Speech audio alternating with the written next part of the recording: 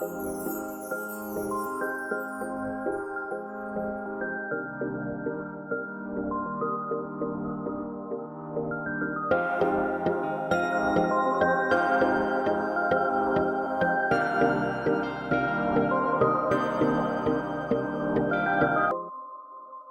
to the 13th episode in my series exploring licensed prostitution in America. This series has a specific focus on the legal system that exists within Nevada, which allows sex workers and brothels to be licensed at a county level. Nevada stands as the only state in the United States with such a framework. In today's episode, I am honored to once again engage in a conversation with Torrey Lisa. To revisit Torrey's earlier appearances in this series, you can find the links to those episodes in the episode description. You can also view all of the episodes that have been released to date at thecolememo.com/sex. Once again, that's thecolememo.com/sex. Today is January 3rd, 2024. This episode was originally recorded sometime in June of 2023. Enjoy the episode.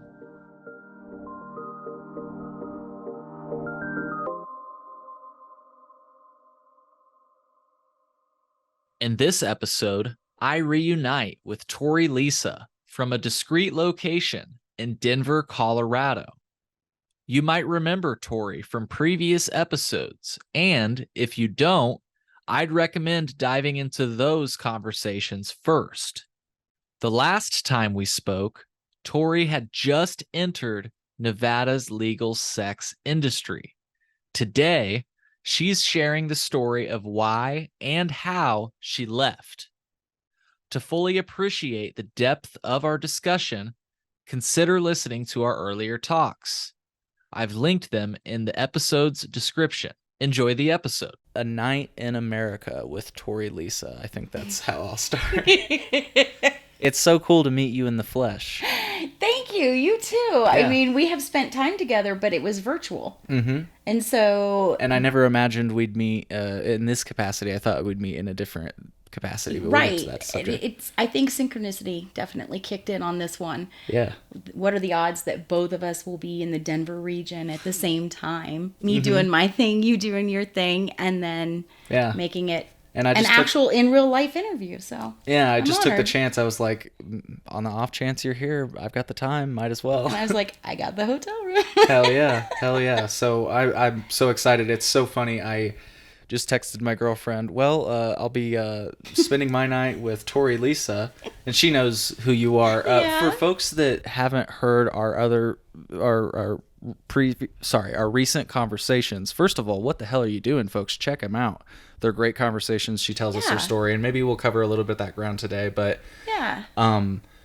please reintroduce yourself. I am Torrey Lisa. And we actually became acquainted with each other when you were doing your podcast series about the parallels of the cannabis industry and the legal sex work industry. The first interview that we did, I was at one of the legal brothels outside of Reno in the Bunny Ranch Network. I worked there for about 9 months, and then I transferred to the Vegas market and worked at another one and actually became their madam for a while there. But then I decided to break out of that whole system, if you will. And because I was, as a madam, I was like on the floor like 18 hours a day, 7 days a week. And before I even came to Nevada, I was filming porn with a studio. And I wanted to get back to that. I wanted to do the photo shoot. So I am a legal sex worker, a porn star, a verified porn star on Pornhub. I model professionally, so I specialize in kink, fetish, and erotica. But now I am working independently and traveling. So I kind of broke out of the legal brothel system, and I'm still towing the line legally. But I am still continuing as a very loud and proud sex worker. So Absolutely. Absolutely. And I just have to say, once again, on air, that I really appreciate your willingness to connect tonight. no problem. I want to talk about all of those things. It's like, where do we begin? Why don't we start where we left off, which is that you were at the Alien Cat House. Yep. This was before you became a madam. Correct. Tell me about, you were really excited when that came to be. Tell me about like how that came to be and what it was like. You mentioned I actually really loved it there. I really did. But as with anything in sex work, there's always an underbelly. Okay? So there's pros and cons, and some of the cons that were involved there really became untenable for me. And even as a madam, there's still somebody higher up than me. There's always the owner. There's always, government oversight and so on.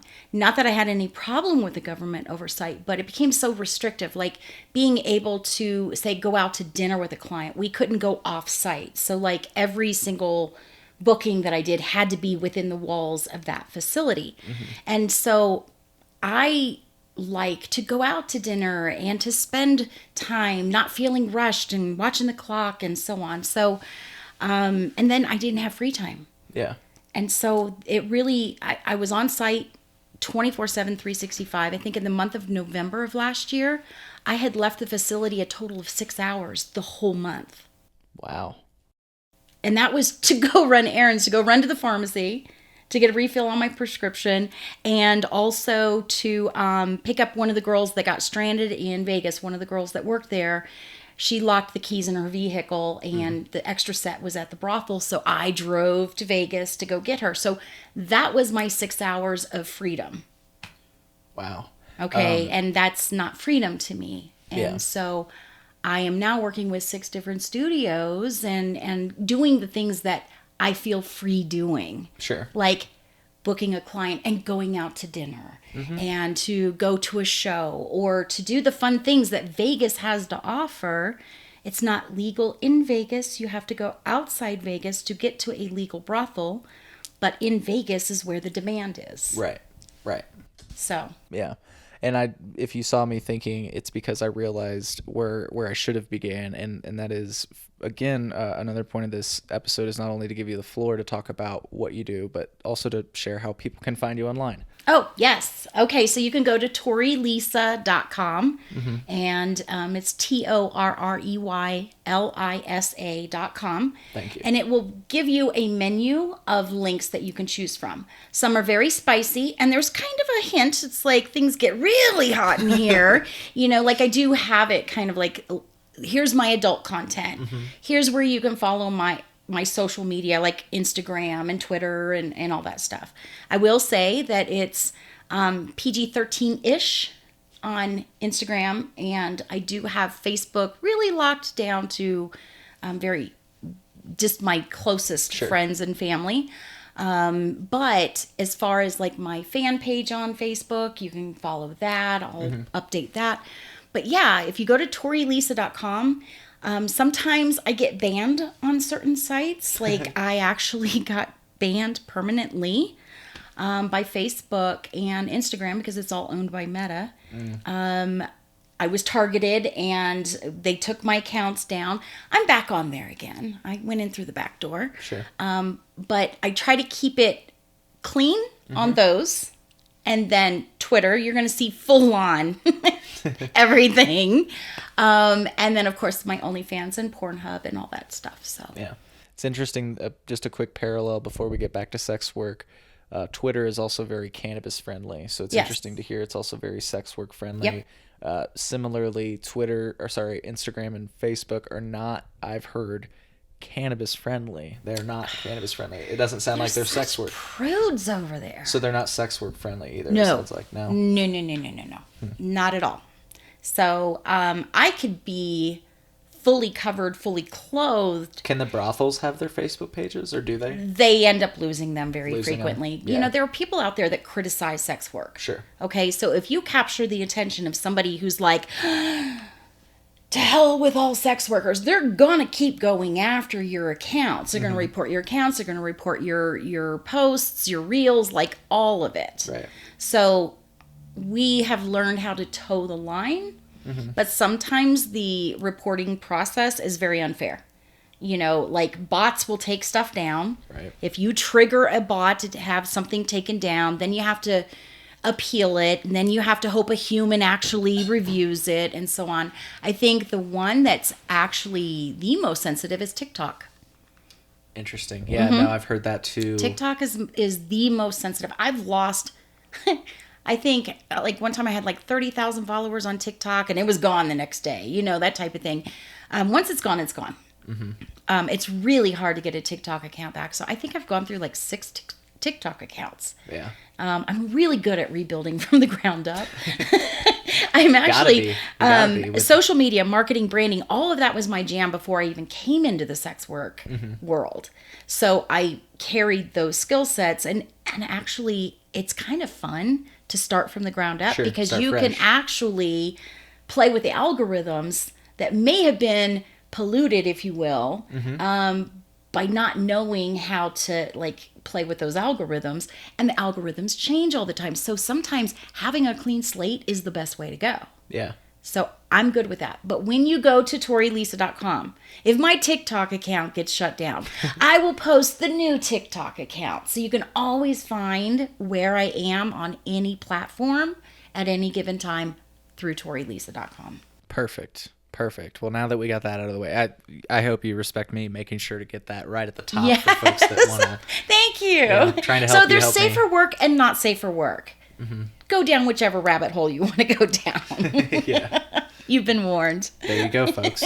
And you have been warned. Obviously, this conversation is for adults. So yeah. So the freedom thing, I want to get back to, because this is kind of what we talked about before we got on air. In this freedom espousing country, America, land of the free, it's so hard, and we have to toe so many different lines. Before we get to the lines that you're having to toe now, I want to go back to the alien cat house. Was it like just because you said you were so busy on the floor that you weren't able to, like, I mean, you had to sleep, right? Or did they literally so say? there was some drama. Okay. Unfortunately, I remember you told me, quote, shit went down. Shit went down. I want to hear about Shit this. went down. There was a mass walkout. When Torrey walked out, other people walked out. Wow. It was, in both cases, when I left the first house I was in, it was because it was a safety issue. And to me, we go into the legal brothel system to be safe. Right. Okay? And so when you address it with management and, you know, the different layers, there's favoritism that happens. Now, at the time that I was at Sagebrush Ranch, I was pretty much training all the girls coming in. There were other trainers, but they were having me train the trainers. Okay, so I was basically like I want to say head trainer, if you will. Yeah. I was constantly training because there's a churn and burn going on there. I was in an upgraded room, and I had just kind of respect there. The girls respected me, management respected me. I was a bridge between like what was going on the floor and what was going on higher up. And I was always trying to find that cohesiveness, if you will. And so that allowed me inside information, knowledge of what might be going on up here versus down here. I was kind of in the middle.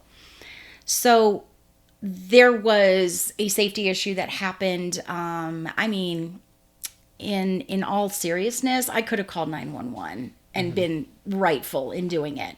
But I was still trying to handle it internally and say, hey, this is serious. Yeah. And they basically, when I sat down with the people involved, well, a couple of girls had too much to drink, and it was improper for them to overserve. Sure. Okay, that's a safety issue.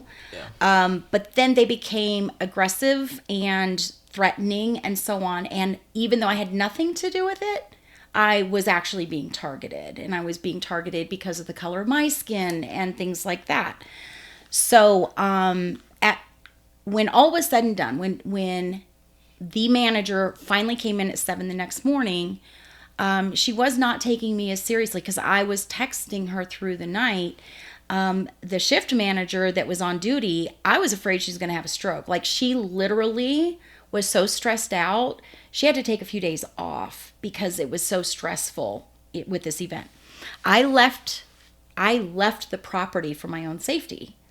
And when she came back in, when the manager came in the morning, I said, okay, I'm not coming out. I had come back onto the property hoping to talk to her. And they were more concerned about the money that was made that night. And I was like, no, we need to talk about this right the fuck now. Right, we need to talk about what happened We last need night. to address this now. And the 2 girls that were involved, one didn't book so well. She wasn't performing as far as her numbers, okay? My numbers were fine, but the other girl actually had better numbers than me. So what they did was they Can I ask fired really the quick, one girl. When you say better numbers, does it Booking mean like maybe they numbers. were like going into debt because they're not Yes, making their... that is correct. So some girls will go into debt. And the worst offender was one of those girls. And she had done multiple tours. It's not like she was new there. Right. She knew what was going on. She knew what was going on, and just got a little big for her britches and decided to mess with the wrong girl. Now, yes, I left the facility just for my safety, just to kind of get things to calm down, let them sober up, basically, you know. And we'll talk about it in the morning, but they weren't taking it seriously. And so the other girl that was involved, she was a good booker. So there were no consequences really for her. They fired the other girl. In fact, at that point that they fired her, they locked me and another girl in our rooms for our safety. So our doors don't have locks unless they're locked from the outside. I can't lock a door from the inside. But they said, for your safety, while she packs out, we're going to lock you in your room. Now, I'd already lost floor time that whole night. Like, I could have been working and making money and booking people. So, I mean, I was losing money. It was safety issues upon safety issues. It was just ridiculous, really. Yeah. If management had been on top of things, if there had been some accountability and so on. So I told them, look, this is not okay. This can't happen anymore. Not to me, not to anybody else. And so when I wanted to talk to the head person, I basically demanded it. I said, it's one thing to talk to you, but we need to talk higher up. Yeah. So she came in and she sat down and she said, she started talking with me, and I said, you know, I'm going to take a break because all of this is just not okay. And I'm going to go do some photo shoots. I'm going to take a road trip, things like that. And the other girl that was involved, I said, why aren't you calling her in here? I said, I'm going to text her right now. She needs to be part of this conversation. She was targeted too. It's not just me. It's not about you appeasing me. Yeah. It is about you being accountable to all involved and making it right. So I insisted that the other girl come in because she was targeted so that the reassurances they were giving to me, they could say to her face too. Yeah. And what ways, just really quick, I hope this keeps us on target, but I'm just curious, what other ways were you targeted? I know you mentioned color of your skin. Well, I mean, they were going to, you know, I was called, you know, they were going to beat this white bitch's ass and so on. And I literally had nothing to do with it. I think there was, well, I know there was jealousy going on because I had a really good retention rate with my clients. So, for example, I had repeat clients. One client came in 8 days in a row, booked with me 8 days in a row. Wow. Okay. He came into some money and he just booked with me 8 days in a row. He liked what he got. Everybody knew that the moment Steven walked in, Torrey, Steven's here for you again, you know, that kind of thing. You know, like people knew that I took really good care of my clients. And the clients, like I have one client that I have since seen after I left the brothels. He was like, well, how am I going to see you again? I mean, my regulars were like, now what? You left and I can't come see you. And I was like, don't worry. We'll we'll have more fun on the outside of these you're my walls, friend right? now. Yeah, like I'm already familiar with you. So I did see them independently after I left the system. But one of those clients that I had met at Sagebrush, a lot of the people that I booked at Sagebrush followed me like literally 8 hours down the road to Vegas to book with me at the new brothel that I was working at. So I had a really good following. I had good repeat clients. They would just churn and burn through the clients. They weren't giving the in-person experience the way I was to get those Just repeats. kind of getting them off, getting them out. Correct. So they would see these clients coming back for just me. They didn't want to line up. They didn't want to look at the other girls. And this sounds very egotistical, but I'm very proud of the fact that I really care about my clients, you know. One of them is a motorcycle racer, and he travels the motorcycle circuit. He bought a motorcycle and named it after me. Wow. You know, they could see that I was doing well because I did really well at what I do. Sure. And so sometimes that creates jealousy. And because I also had maybe some extra privileges as a trainer and so on, Well, it just you seems would like get criticized because women can be really catty. They can be really that's what petty. I was gonna say is that it seems like it's like a high school Right. environment. And it's interesting because the day before this all went down, I had a repeat client come in. Yeah. And the one girl that got fired was just a couple doors away. Now, I'm not known to be quiet. I think our listeners know. Sound Just joking. carried. And it was like a 10 o'clock in the morning booking, and I was the only girl that booked that day. It was a slow day, and it was somebody that didn't want to line up. They just wanted to see me. They were a repeat client, and we were sitting out in the parlor as we tend to do and kind of hanging out. Sometimes we play, Cards Against Humanity or whatever. And long story short, I'm just out there hanging out, and a guy had come in, and we're all sitting around, and he was talking to each of us. And he was kind of going around. And so dirty hustling is a no-no. Yeah. There's many things that could happen. So I waited until he addressed me so that I would not be accused of dirty hustling to interject in conversations. Right. So as he was going around... Really quick, it's like you're stealing their guy. Correct. And, but the thing was he kept coming back to me. And, of course, because he's initiating, I am going to reciprocate. Yep. But his attention was pointed more towards me because I'm very engaging, and I was getting the conversation moving. But at the same time, I'm also a team player. If I notice a guy is maybe missing out on talking to another girl, because trust me, every day that Steven came in, those 8 days in a row, I would say, Steven, go talk to the other girls. Yeah. Like, seriously, because I don't own these clients. The house does, technically. Yeah. Okay. But my theory is I wanted all of my clients to get to know the other girls, because guess what? Then they're going to book 2 girls, me and another girl. I want him to find another girl so we can have a threesome, because I love threesomes. It's like the It's more fantasy. money, it's more fun. It's like it's a win-win for everyone. The client wins, I win, and the other girl wins. Right. Okay, so I'm always trying to upsell. Hey, I've got this friend over here. Why don't you book both of us? Okay, so I am the team player there.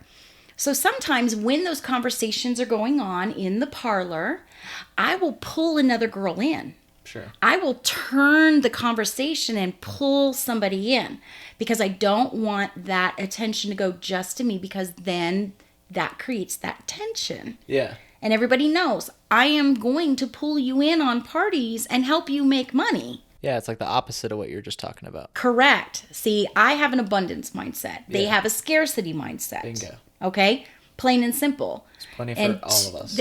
Plenty. Plenty to go around. Everybody wins. So they saw this repeat client come in. It was a slow day. I was the only one that booked.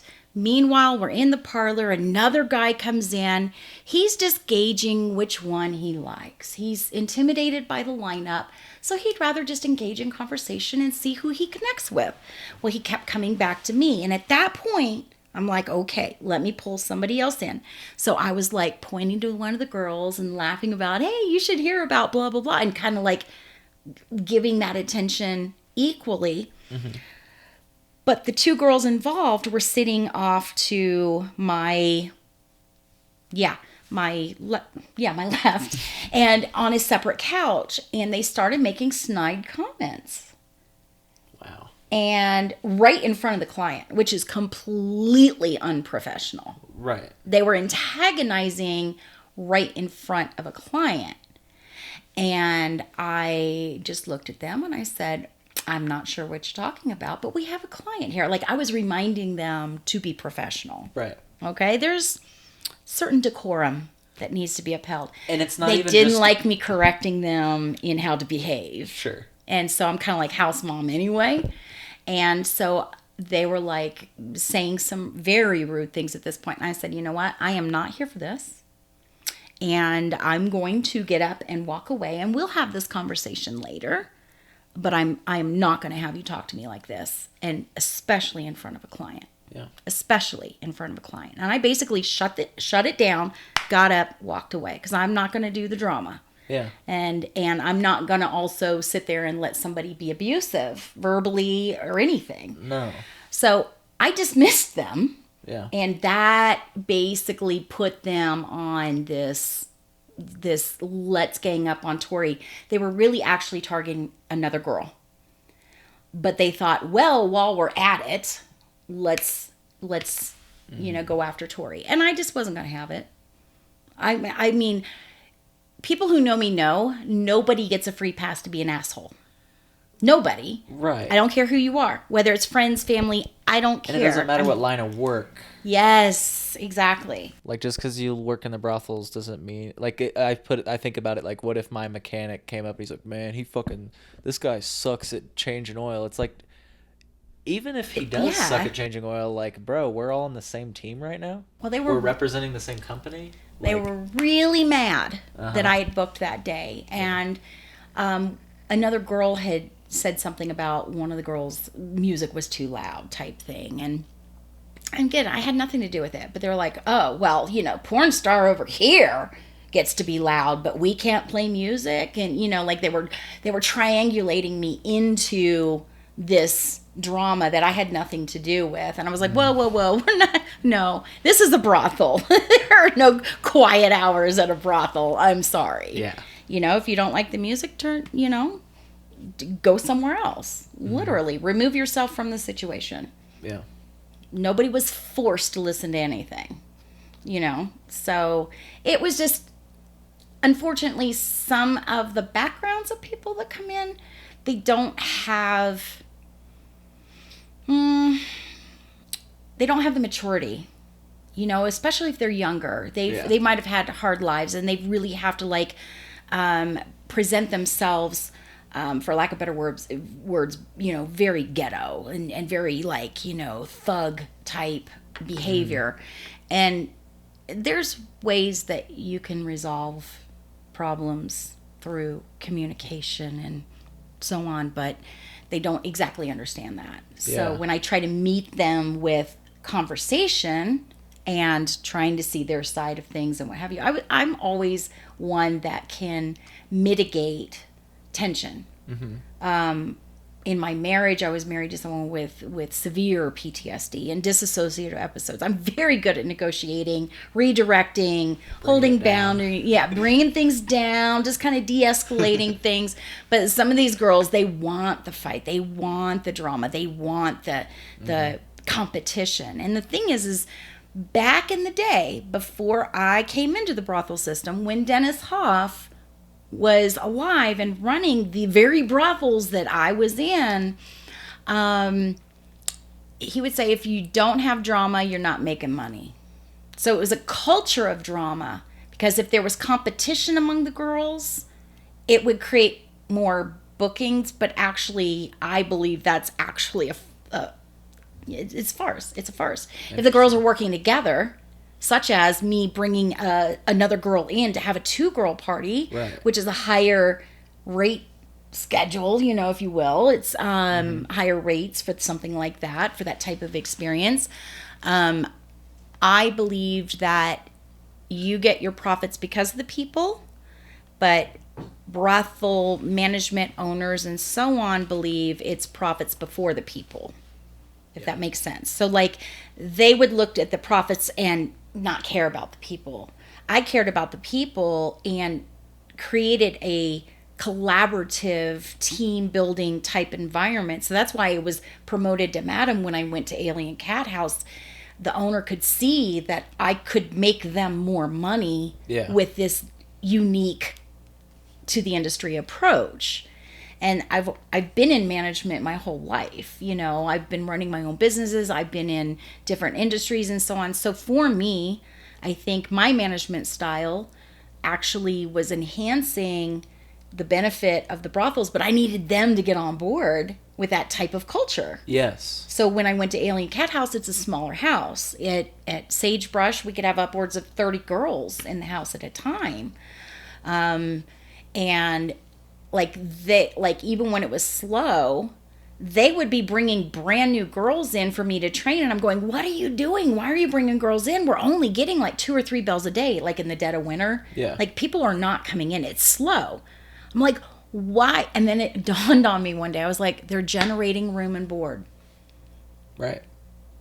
The house makes money off of every room that's filled with a girl, whether the girl books or not. Right. Which goes back to the whole, they were basically creating debt for these girls. Right. They were in debt to the house.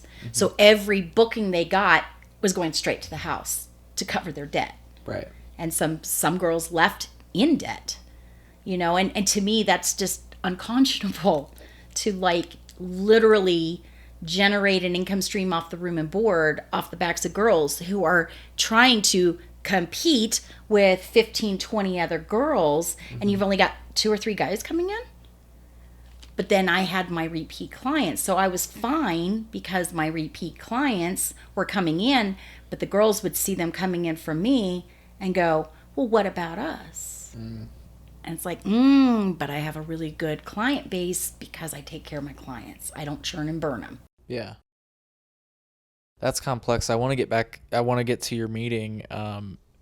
It's just crazy to hear this though from like another person's perspective that this culture is the way that it is. And again, would you agree that how I described it as kind of like high school-esque? Oh yeah, it's Like college dorm. I'm going to say college dorm. Maybe Fair high school enough. mentality, but it is a college dorm environment. Sure. Okay, it is free for all sometimes. Yeah. And depending on who's on duty, it will be either well managed and well controlled or not. Yeah. And there were some people that could not manage shit. I mean, there was one guy, we had a guy come in, big Russian dude. He was lit, okay? And he became abusive. And it was a couple doors down from me. And I was about to jump in because when one girl's having a problem, we all go running. You don't want a dozen hoes and stilettos coming after you. Trust me, okay? But management is the overriding authority. And she came in and she was sitting there negotiating, not de-escalating anything, not putting a stop to any of it. And the poor girl was like, I need my room back. You need to get him out of my room and quit. And meanwhile, the shift manager on duty is like, well, would Jesus approve of you speaking like that? When he was just being so nasty. It's like, no, sir, shut your mouth, get the fuck out, or I'm calling the police, is really what the conversation should have been. Yeah. But what would Jesus say? Oh my God, I'm sitting in my doorway going, what the fuck is she doing? Yeah. Like, she's supposed to be getting this man out, not talking about the morals of what was coming out of his mouth. You know what I'm saying? Like, they need to have people who are trained to de-escalate, trained to mitigate, trained to go, hey, Popo, you need to come down here right now because this guy needs to go. This was like a security guy they had hired? We had surveillance. Okay. But the shift manager is the security. Okay. Understood. Unless the girls handle it. And at one point, I had to kick somebody out. And the next day, out of my room. And the next day, they were like, well, maybe that was his kink. I was like, do not educate me on kinks. Oh, so that's what I was trying to understand. Yeah, he was a client? Okay, so the situation with the big Russian. Yeah, that guy. Yeah. For example, the shift manager, it was somebody else's client. Okay. I was witness to it. I heard it. And I'm like, questioning, why are you having this whole, what would Jesus think of me? I'm like, no. Get him the fuck out. It's a safety issue. Right. This is a safety issue. Not just for the girl that is with him in that room, but for everybody. Right. Okay, I was only 2 doors down. That's why I heard it so fast and was like, somebody grab Sassy, we got a problem, like I am echoing it down the hallways and we're all running, and the thing is like, if you can't manage a dozen girls, then you have no business filling these rooms with a dozen girls. Yeah. Because some of them, one girl OD'd, another girl like just went psycho on us. Like, they're bringing in people that may pass the background checks and fingerprinting and FBI stuff and get their shares card, but holy shit, they are a hot mess express. Yeah. And they're antagonistic, and they'll create drama and be confrontational, and it's like, that's not good for the house. And I was the one that was like, I'd pull somebody aside, hey, you seem a little agitated today. What's going on? And I will like talk to them and help them kind of like feel good about themselves and what have you. I was like the nurturer, whereas other girls were like, bring it, Yeah. Yeah. And for me, I'm just like, I'm very compassionate and stuff. It's not to say my way is the only way or the right way. It's this, my way was different, but it created peace and balance and harmony for those that wanted to participate in it. And a lot of the girls came to me as like a mother figure. They're like, they could trust me. I would keep what was going on in their life private, and they could say, my dad's battling cancer and I'm really having a hard time right now, and I just need somebody to talk to. So like, I was a sounding board for working out life's problems. People would come to me for advice, for life back home, and so on. So like, people liked me, but the girls that didn't, especially didn't like me because people liked me. Yeah. And so they would try to, like, it's like an episode of Survivor, like they'll try to pit people against you and stir up a rumor and so on. I was like, there was so much paying attention. Like, I'm really good at reading a whole room. I know everything that's going on with everyone simultaneously. Yeah. Like, I can do that. So I can tell when somebody's off. I can tell when somebody's tone of voice is starting to go in a different direction. It's like, oh, okay. Like, I see it coming. And I think, my marriage kind of prepped me for a lot of that, always like ready for the battle kind of thing. But the thing is I was very proud of what I did. I loved what I did. And it was really heartbreaking for me to make the decision to go to a different brothel. Yeah. Because I felt like I was abandoning not only my clients, but the girls and so on. Like, it was sanctuary. People would, if anybody needed to find somebody, they knew to go to my room. Because usually they were in my room. They would come to my room. Torrey, I need to talk to you, And so my room was kind of like that safe space. And they also, I would teach them things that might help them make more money. Like, I wanted them to do well. Yeah. Whereas other girls were like, no, if she's making money, then I'm making less money. And so I need to sabotage her ability to make money. Yeah. So I can get that money. It's just that whole scarcity thing. And me, I'm like, hey, guess what, guys? If we work together on this, I think all of us can make more money. What do you think? And they were like, that's fucking brilliant. Yeah. And, and so Some of the girls were on board with that. Others, they were just not emotionally invested in it like I was. And they're like, whatever, my tour is over in 3 days. I don't care. I'm out of here, you know. So they didn't need to join in on anything. So when I went to Alien Cat House, that was my goal. Yeah. And that's why they were like, hey, this is essentially, you're going to run 80% of this brothel, and you get to call the shots on who comes in and so on. But unfortunately, there's a reward system amongst management. So shift managers get a percentage of what bookings happen on their shift. Yeah. And so there's internal stuff going on there. And one particular person really had her eye on being able to run the whole show. And when I got the promotion, it kind of shattered that.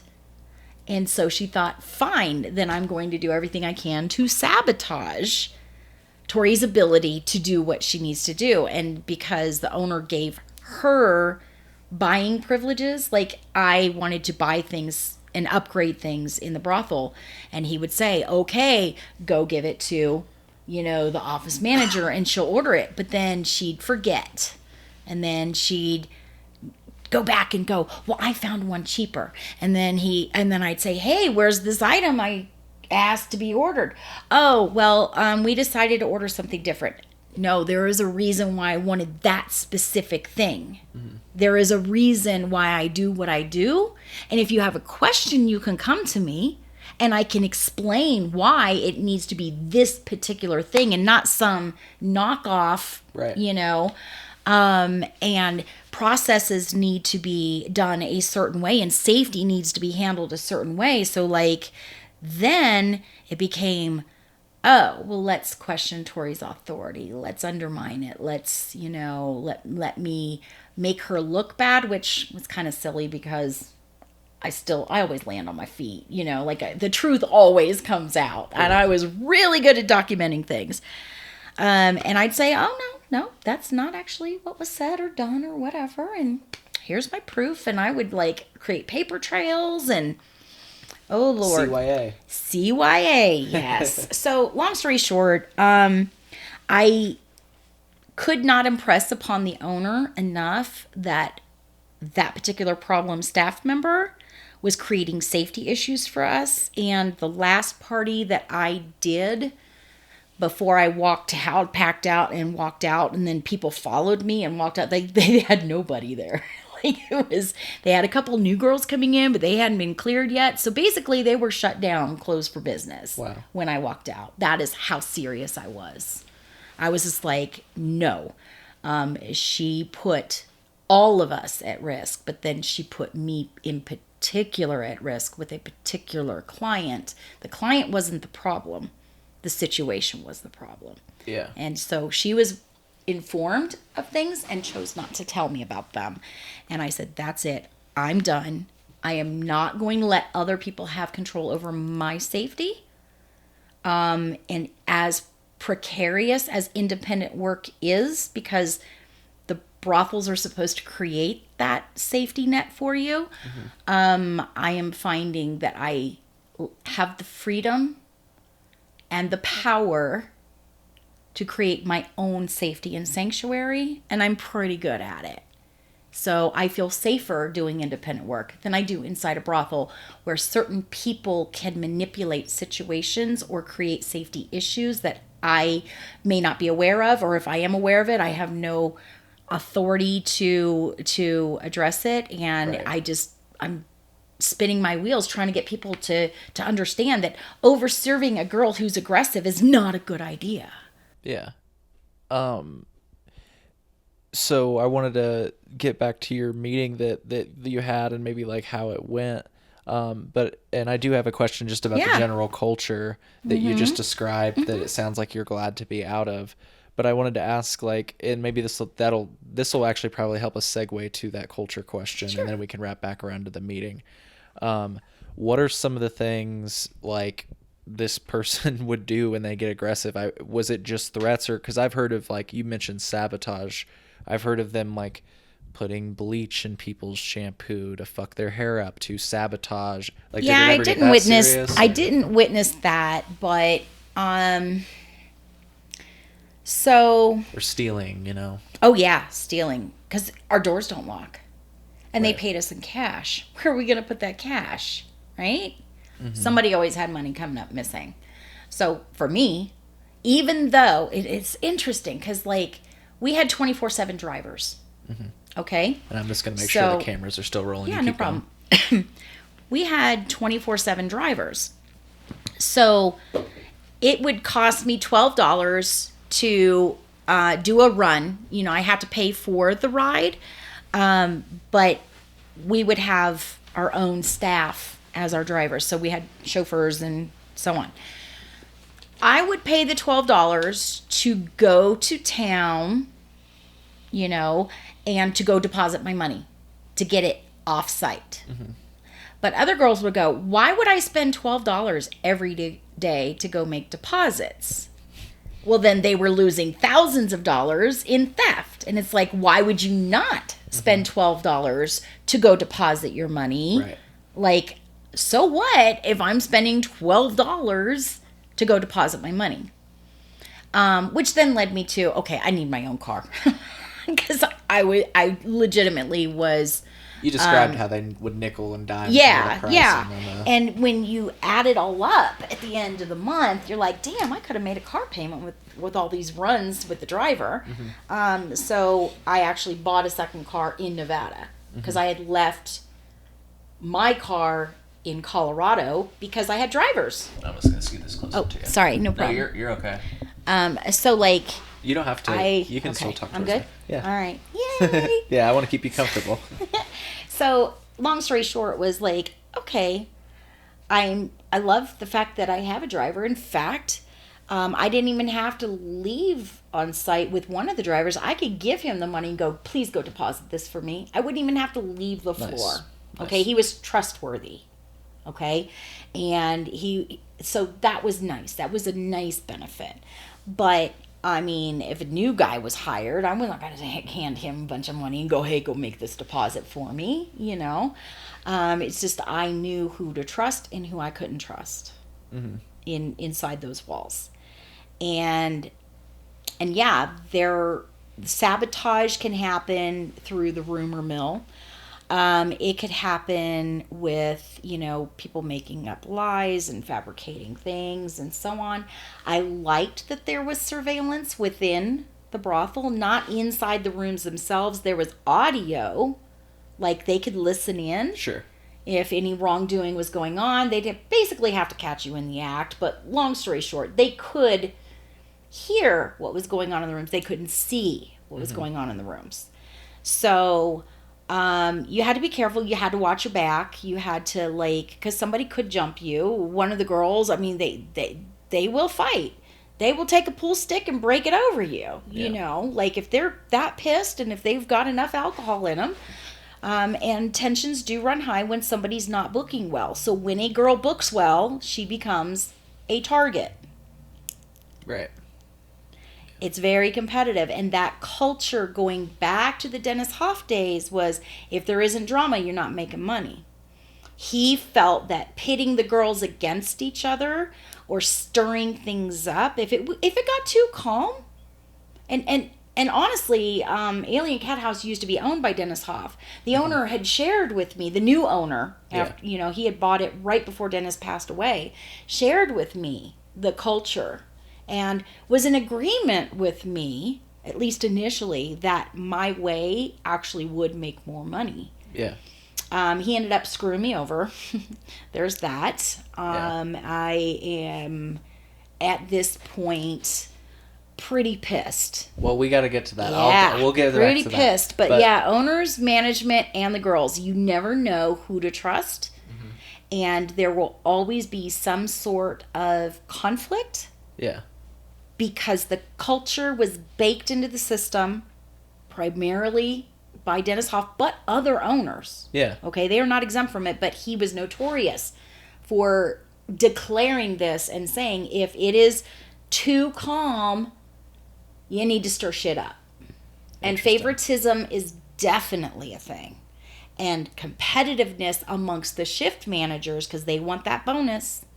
They will dirty hustle the other managers to get bookings on their shift and manipulate the girls and so on. Like, really put pressure on us. Do they play into it? Yeah. Oh yeah, even higher ups, they would pull me in and they were like, "Call some of your regulars. We're $300 away from our goal for the day. Call one of your regulars." And I'm like, it's 2:00 in the fucking morning. Seriously? I'm sure some of them are going to be up. You want me to bust my ass so you make your numbers. Right. No, I meant, did any shift managers play into the manipulation, the like, oh, this person said this about you? Oh, God, all the time. Yeah. Oh, yes. Oh, fuck yes. It was pretty bad. And is that, I wanted to ask too, is that kind of how it worked? Like, Torrey said you're a bitch. Is that what they do? Or, like, as simple as that? Give me some examples. Yeah, it could be that. Or they would sabotage you through passive-aggressive bullshit. Okay, let me tell you this story. So I had a booking. It was a kink party. It was a high-dollar party. And I had booked the guy, negotiated everything. Money was exchanged. We go back to the room. And this particular shift manager at Sagebrush that did not like me, who I have referenced before, because I would always challenge her. I would stand up to her and go, no, that's not okay. Like, I would challenge her decision making and so on, going, no. So this particular day, my room and another room were on one particular thermostat down that hallway. It was I can already see where the problem's coming. Yep, it was June, and they were having troubles with the air conditioning. So my room was just finally coming up to temperature with the air conditioning. I was like, thank God, right? Well, about 15 minutes into this kink party, heat is coming through my vents. Oh, no. I had to complete that party, and we were both, like, it was a safety issue for the client because it was so sweltering hot. I actually had to stop the party and stop time to go up to the front office and say, somebody needs to check the thermostat. And, of course, the shift manager's like, oh, no, I don't know. There's nothing wrong. So I grabbed the media guy who had a key, and I said, do me a favor, go check that thermostat, because she's telling me it's fine and it's not, and I got a guy sweltering in there, right. And I'm like grabbing bottled waters to rehydrate him. This is a kink party, but it's not that kind of kink party. Right? It was like, it was going sideways real quick. There was a lot of sweat involved, Yeah. But he went and checked because she didn't think that I would find somebody with a key and address it on the freaking spot and catch her in the act. But she cranked the thermostat up to over 100 and had the heat on in my room.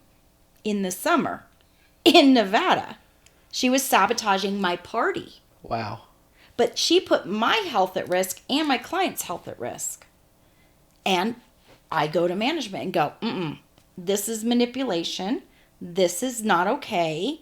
It was a safety issue. Again, it's like all these little things. It's like, I told the owner of Alien, I was like, have you ever heard of the term death by 1,000 paper cuts? Death by 1,000 cuts? Right. Okay. Some of those managers will, like, one, holy shit, she got busted so bad, and that was literally the day she got fired was the day I was promoted to madam. It was on October 12th of last year, and we had what's called tea party. Every brothel has some form of tea party. It's like weekly or bi-weekly type thing, and the owner came to me and said, I'm going to promote you and I'm going to fire her. You can't say a word, but this is what's going on. And that's going to happen during the tea party? During the tea party. Holy fucking shit. Right? Okay. He was like, you decide whether you want to be called madam or whatever title you want, but you're basically going to be running it. She's out.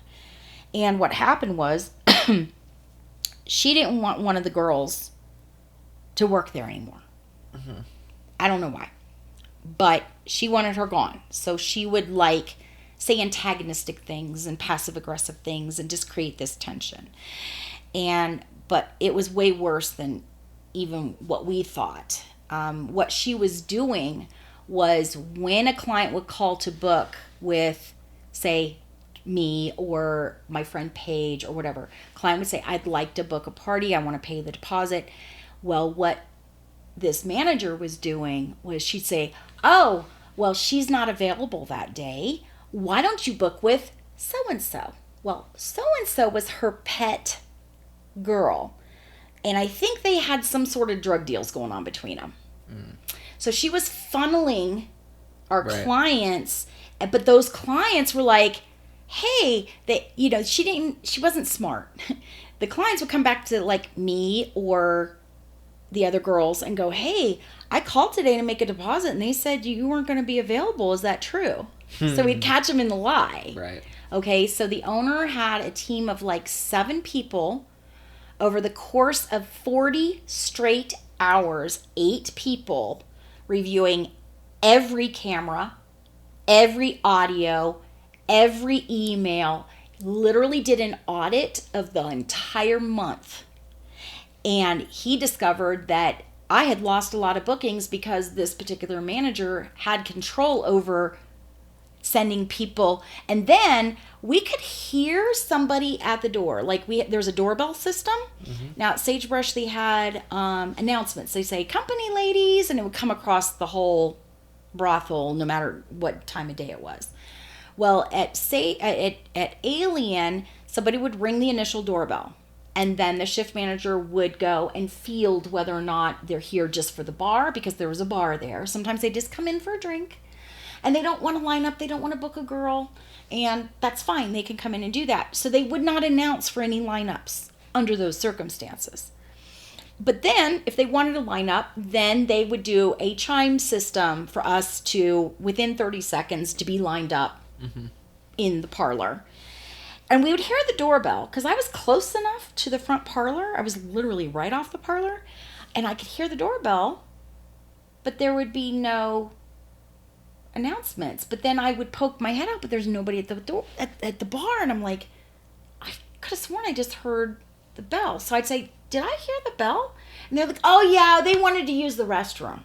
Okay, no, that didn't make sense because there's the travel center next door. Like, what? You know?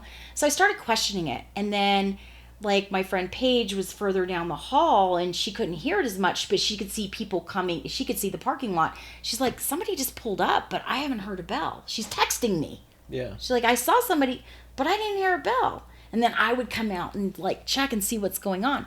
What happened was somebody would come to the door, and instead of doing a lineup, she'd say, oh, well, the only person we have here is this favorite girl of hers that she was funneling. So she basically would call into the girl's room and say, there's somebody here to see you, even though he wasn't there to see her specifically. Right. And would tell the guy, I only have one girl on duty. And basically we're all in our rooms not seeing that she's just sending people back to this one girl.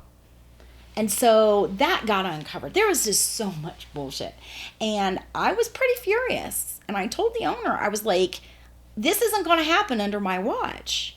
And so, like, I was given the whole front office. Like, I had the key to my own office and so on. Well, we were undergoing renovations. So one of the shift managers decided to use my office as storage area. And I'm like, what's going on? Why is my office full of shit? Well, we needed it for storage. Okay, well, what's the plan to clear it? Because I'm filming a YouTube channel.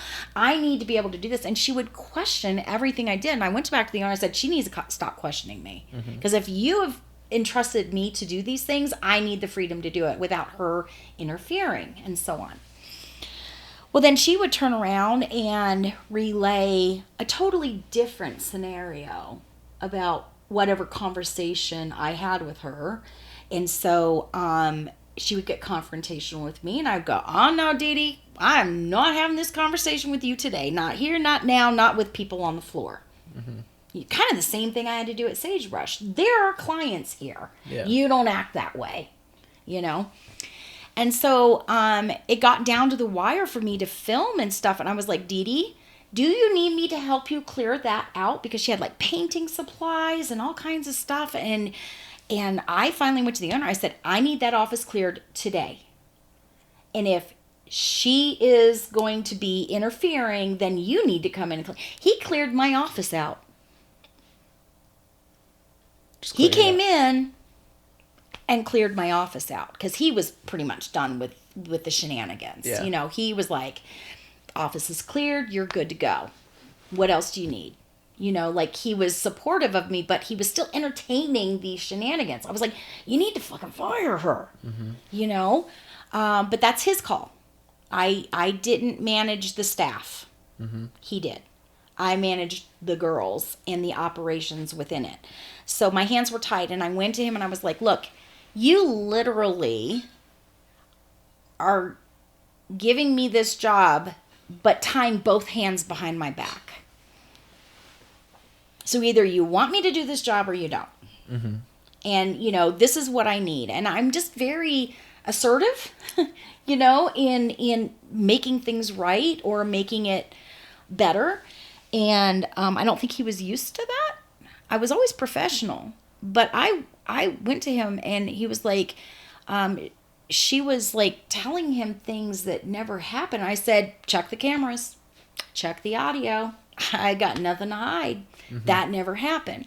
Well, one day I had gone to her. She had come in the morning and I said, hey, last night, one of the girls, we had clients at the pool table, and one of the walls has nothing but mirrors, big, huge panels of mirrors. And the girl was kind of hanging out and talking to the guys. Well, she leaned against the mirror and it shifted. And I said, whoa, whoa, whoa, whoa. I was like, Kitty, pull forward. Like, step away from that mirror. Because luckily I heard it and kind of saw. And I said, this is a safety issue. If that mirror comes off that wall, people are going to get sliced and diced, okay? And we had clients on the floor, and so the next morning, I was like, this needs to be secured today. Whether we have to call a maintenance crew to come in and do it, whether it needs to be well, this person said, no, it's fine. I'm like, no, it's not fine. And she knew I was going to follow up with the owner, okay? And so I go back to my room. Well, what happened was she texted the owner, but accidentally sent what she said to me. So she was trying to send it to the owner of the Alien She Cat meant House. to send it to the owner of Alien and completely misaligned the entire situation and made it look like I was somehow causing a problem. She's like, Torrey won't tell me who did it, but one of the girls broke the mirror. It wasn't even close to what I had said to her was, hey, this needs to be taken care of. Right. Well, I guess it shifted. She made it look like the girl damaged the mirror and that I was keeping a secret about who did it. Right. Even though I was like, hey, this mirror is a problem and I'm concerned for the girls and our clients and we need to secure this today. Call maintenance to come in and get this done today. Yeah, I love She that they sent it to didn't like you. that, but she sent it to me. The little bitch thought she was being smart. And I just laughed. I was like, I knew she was doing that. Yeah. But now I had the proof. So I'd go to the owner and go, listen, she is misrepresenting conversations and so on. So at this point, between the last girl that got the last manager that got fired for all of the shenanigans and stuff, funneling people to one particular girl, and then this stuff going on, I said, you don't have a problem with what's going on the floor. You have a management problem. And that's on you. So we need to figure this out, because all my work is going to mean nothing if these shift managers get to go rogue. Yeah. And so he called her in for a meeting, and she Tori's mistreating me, So then he called me in and it was like, why don't you like Dee Dee? I said, I like her just fine. I just have issues with safety stuff and, like undermining my authority and like creating rules that literally, like she made a rule that we needed during a bar hustle. Like she wanted to change how the bar hustle was done.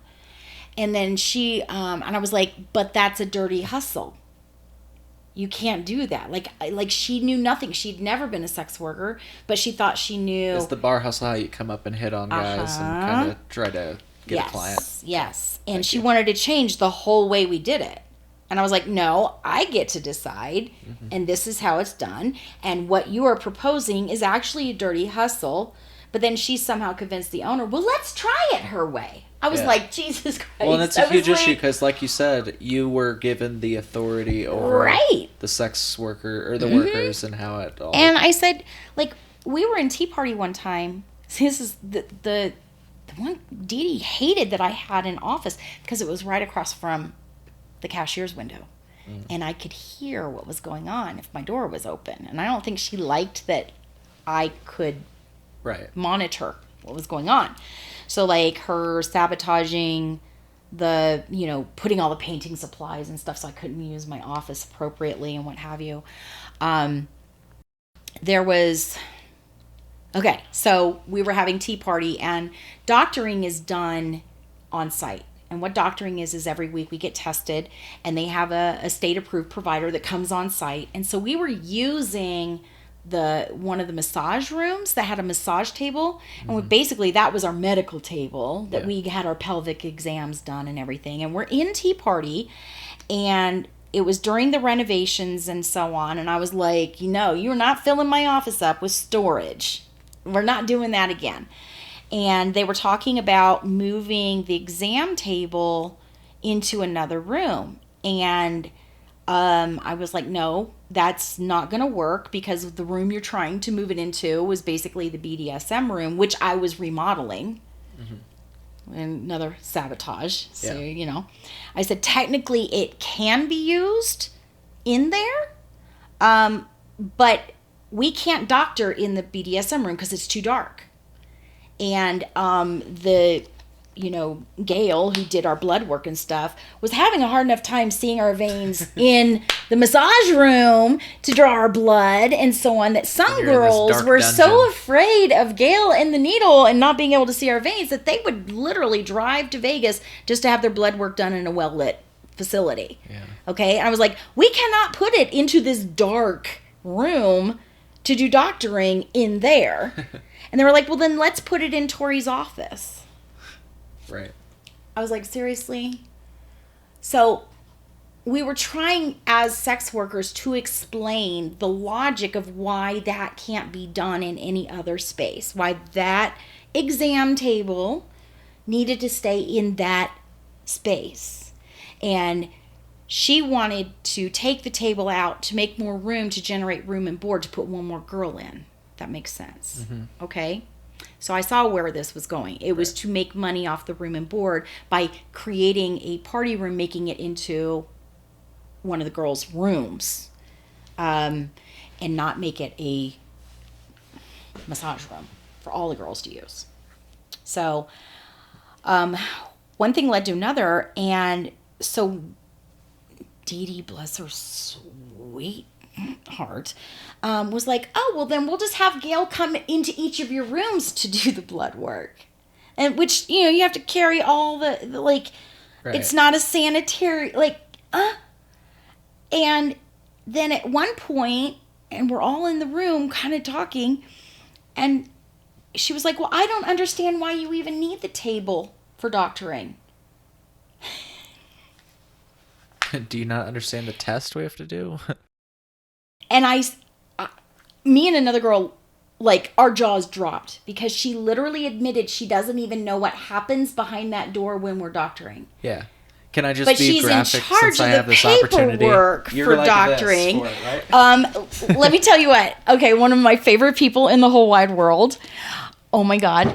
So River, she's actually a friend of mine in real life. And we had a conversation about going to Nevada. So she and I worked at different brothels, but she had come to work at the brothel when I became madam and to give it a tour.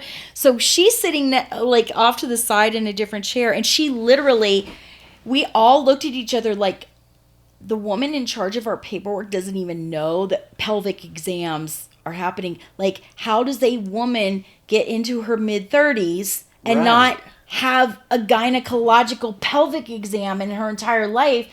let alone know that inside a brothel, we do that every week. So literally, River scooched down in her chair, legs out. She's got long legs for days, and her legs went up. She goes, because we have to do this. Like, she gave a demo. I about had my soda go out my nose. I laughed so hard. And I went to the owner. I said, listen, when you hire people that know nothing about sex work, or let alone female anatomy and what goes on behind closed doors for our doctoring and stuff, I said, I'm alarmed. Yeah. I am very alarmed that you have somebody in charge who knows nothing about what we do, why we do it, how we do it, what is involved in that, but you're going to put them in charge. Yeah. And I was just stunned. I mean, this was just leading up to my final, like, that's it.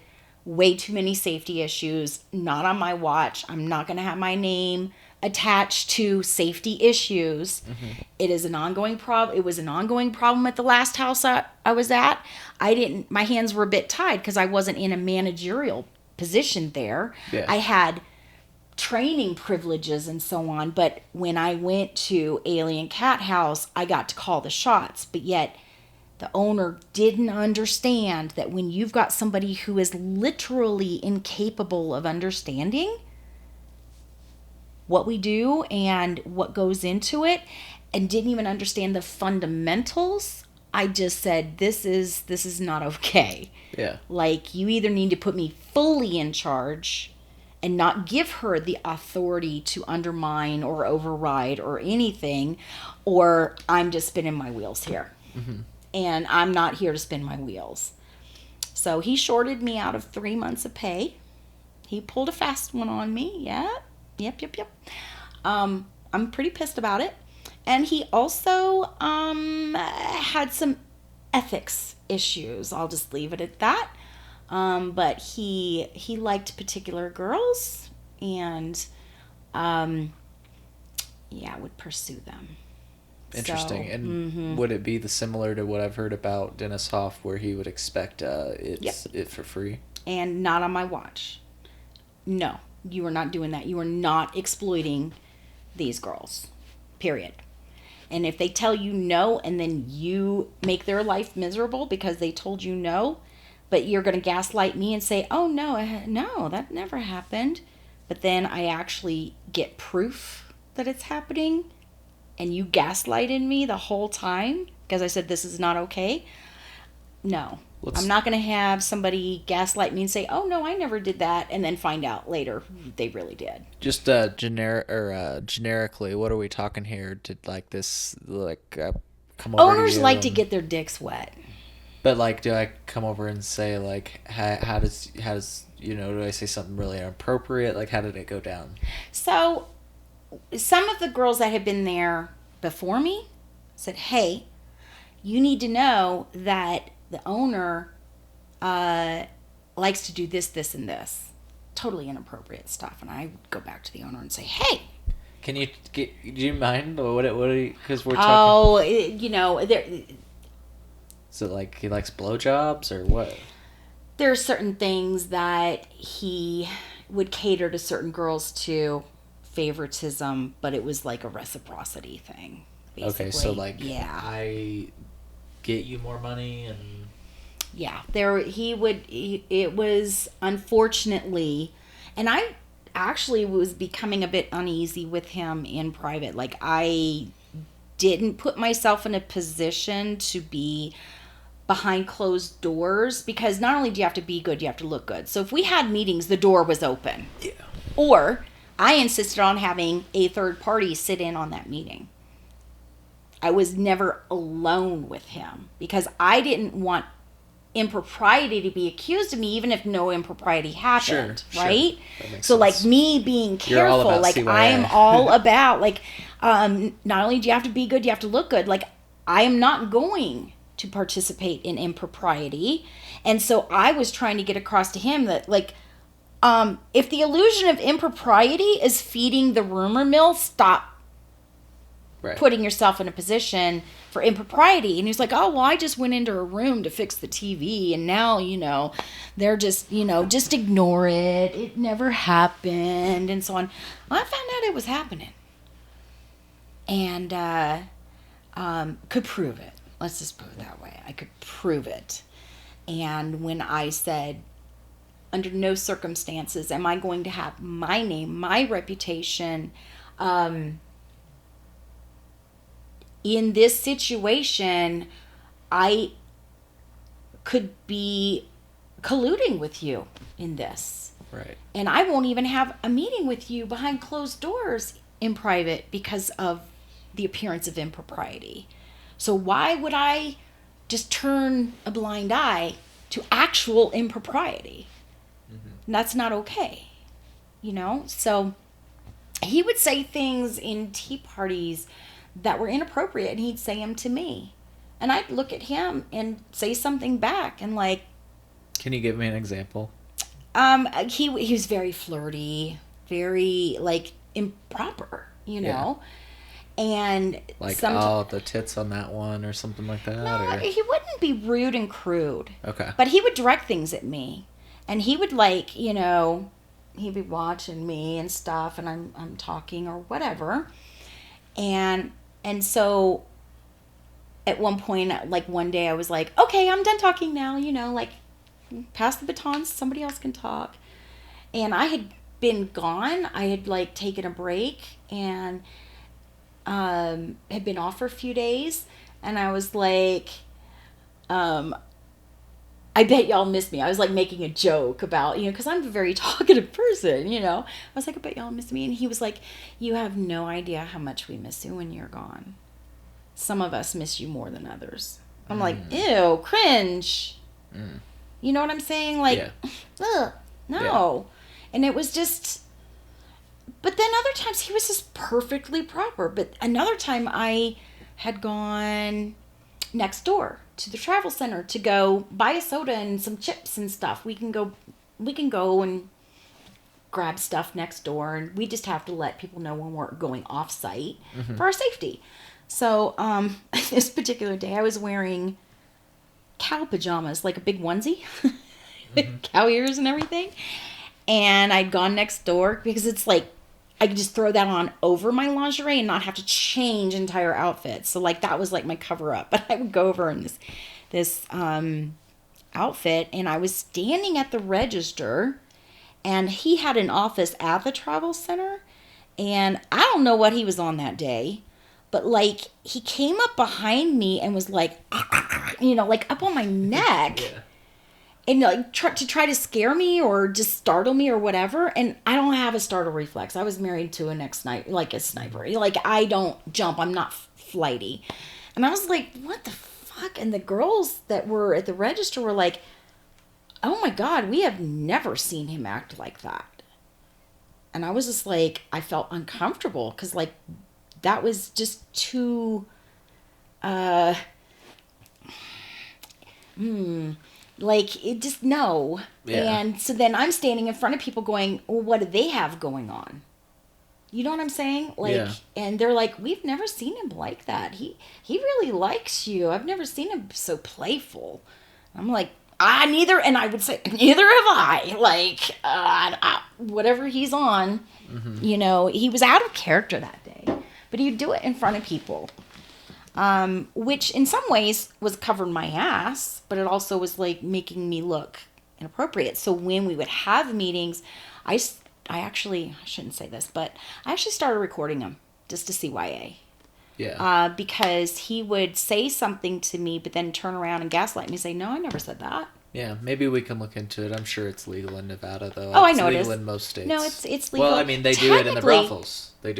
Yes, so, yeah. They're already recording. I'm just enhancing it. But here's the interesting thing. So I was, years ago, studying to go to law school. I know about protecting myself and my rights and so on. There are, I think at this point, unless laws have changed since I last looked, there's 12 states that are two-party states where both parties need to know that a recording is happening. But because the precedent has already been set that they're already recording in there. But here's the thing. the American Disabilities Act, the ADA, offers protections for enhanced note-taking. Yeah. Which includes recordings. Yeah. So I fall under that category. I have ADHD. If I want to record something, just so I can recall for memory or to make sure I got all the details. My ex-husband had a brain injury, so we would record sometimes just to make sure that he was able to get all the details and not miss things. So I had already thoroughly researched recording, and that's a federal law that overrides any state. Enhanced note-taking. Yeah. So much like, me working independently, I toe the line. But my fallback is if I'm recording porn, it's legal in all 50 states. So That's a federal law protecting all 50 states overrides a state law. And so I recorded. I created paper trails and emails, and I did timestamps. I documented timestamps. I would take my phone, and when something would happen, I would jot down the time and the location of something that happened. You should see how many notes I have with conflicts that happened or things that went down that needed to be reviewed on the cameras. I would email them and say, hey, this just went down about 15 minutes ago. Check the parlor cameras at 2:52 p.m. This manager acted completely inappropriately. I was the eyes and ears when he wasn't there. So that he could go look at the cameras and decide, what the truth was. But yeah, I covered my ass similarly. And I did that with certain girls because there was no surveillance inside the room. Sometimes the girls will come into your room under one pretense, but then it would turn into some sort of antagonistic thing.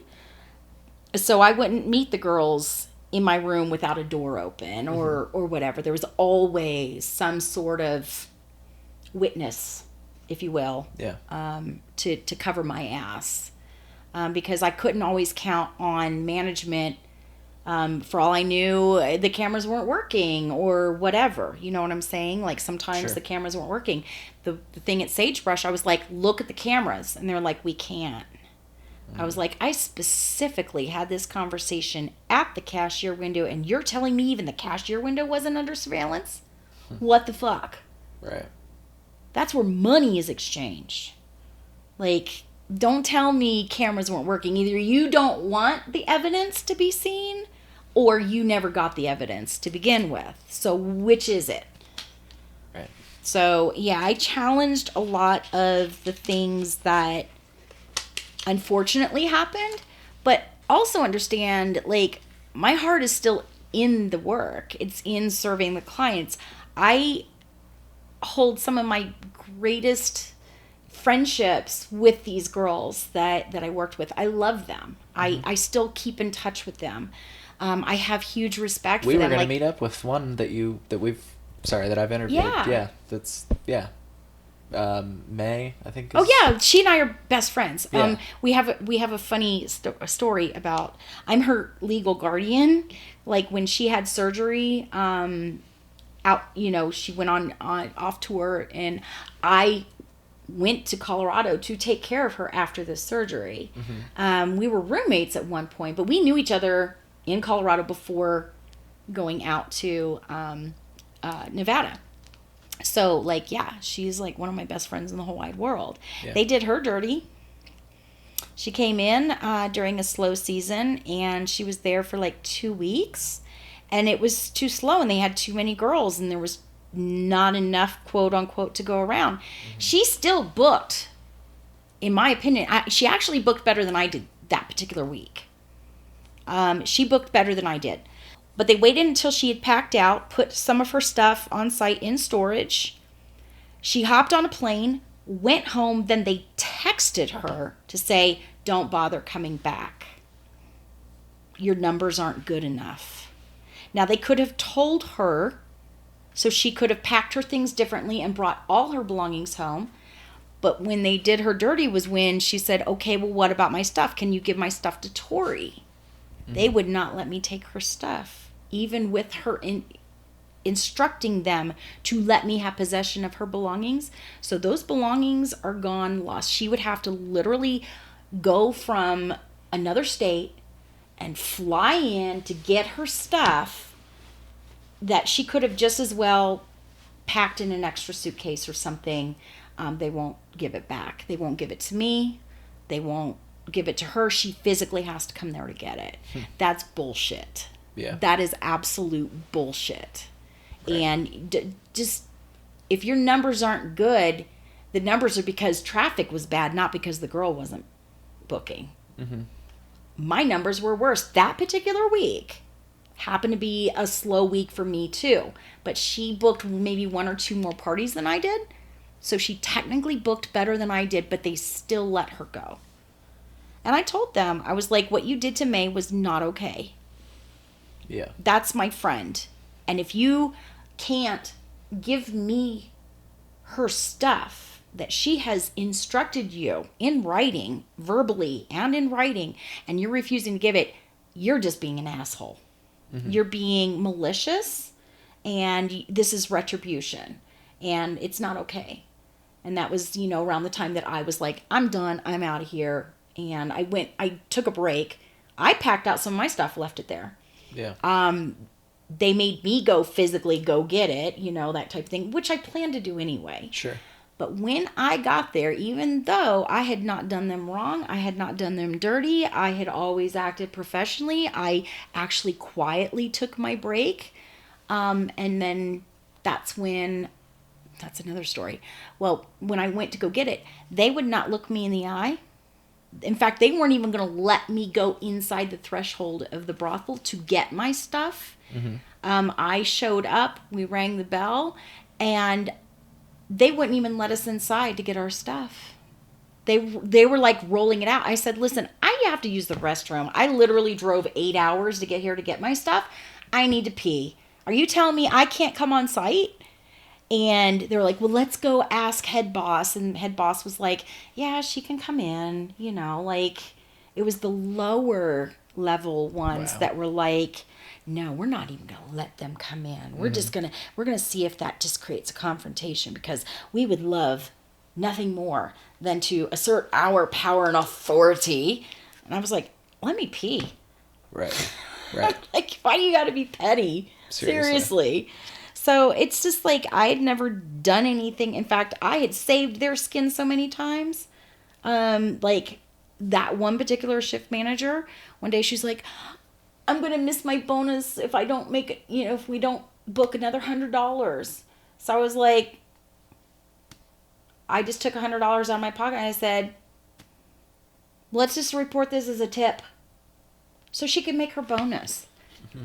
Which actually, I had to share that tip 50% with, I literally paid $50 so she could make her bonus. Yeah. I mean, I would do things like that. It's like, oh, I could see it really matters to her. It's going to make a difference for her. She was caring for an elderly parent. I was like, of course. I mean, $50 to me, no big deal. But she was also my same age, and she'd make snide comments because she made an hourly wage plus bonuses, but I was making thousands an hour in some cases. Same age? What is that? She was the same age as I. Oh, same age. I misheard you. Yeah, same age. She and I were the same age. And she was like, well, it must be nice to make that kind of money. I can't make that money at this age, but I don't know how you're doing it, Well, you're looking a little rough, honey, and that might be why. But still. You good on time? Mm-hmm. Cool. I'm totally fine. I was gonna ask, so you mentioned, and we don't have to get too into specifics or whatever, but I was just curious, I feel like this is a good way to put a bow on that one story you were telling about your frustrations in the alien cat house. Uh-huh. I'm guessing he didn't respond well to you being, what I would say, I think your communication style is direct. Very. And what's funny is as a man talking to other men, I have an issue with being very direct, because when I've been really direct with males in my past, like a coach or like a figure that's like raising you, they like get in your fucking face and like, you gonna talk like that to me? And so that's from a male's perspective though. Right. So for me, yeah. I am direct, but I also articulate things. I explain. Hold on a second. No problem. Happens on Take this that over podcast from. all the I'll time. take it from the top here in a minute. Yeah, no problem.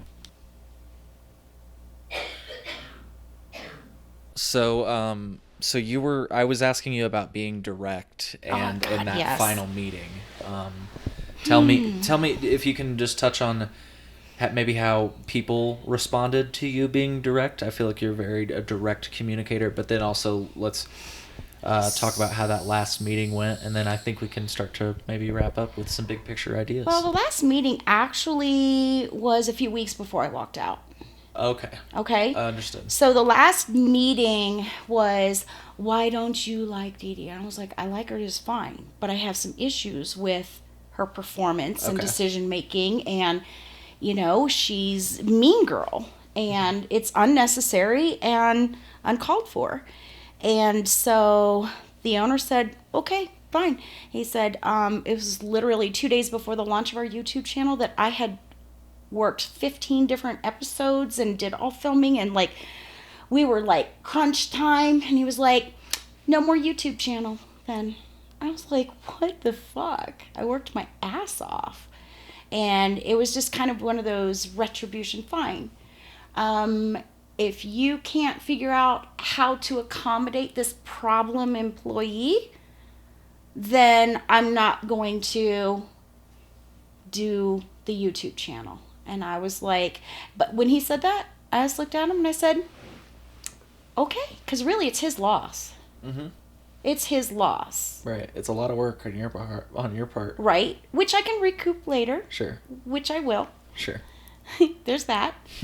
I can prove all the work I did and how it just fizzled out. And so we were supposed to have a meeting about the numbers of the previous 3 months, and he wouldn't even show up for that meeting. Wow. So he literally just ripped me off on 3 months of salary and bonuses and so on. Yeah. There you go.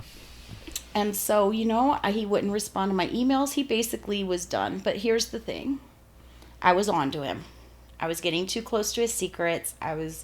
He knew that I could expose him, and I became a liability. So his avoidance pattern. But he would notoriously say to me anytime we would have a meeting, bullet points, Torrey, bullet points.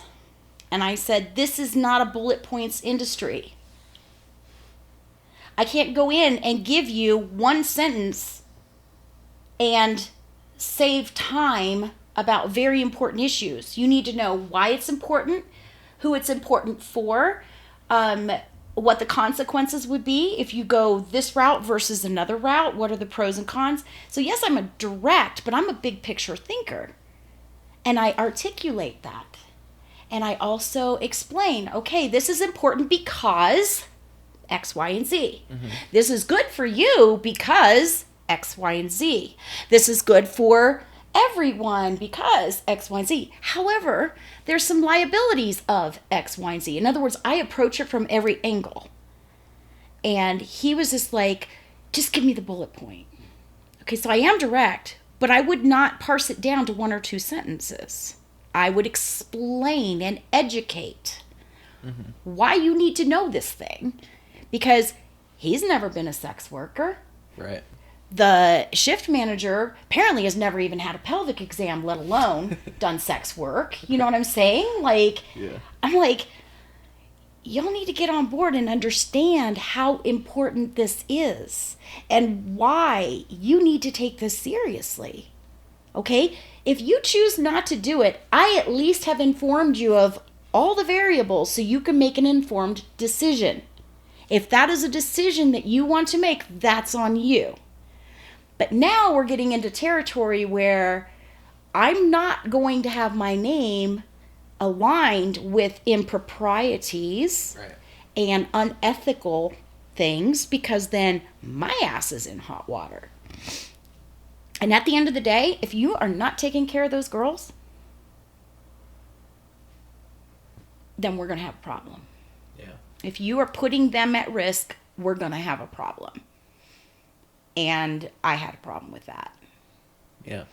And it was a variety of things. And that death by 1,000 paper cuts, I would tell him, listen, when you have a manager that nitpicks and micromanages all day, and we're independent contractors, you can't micromanage us.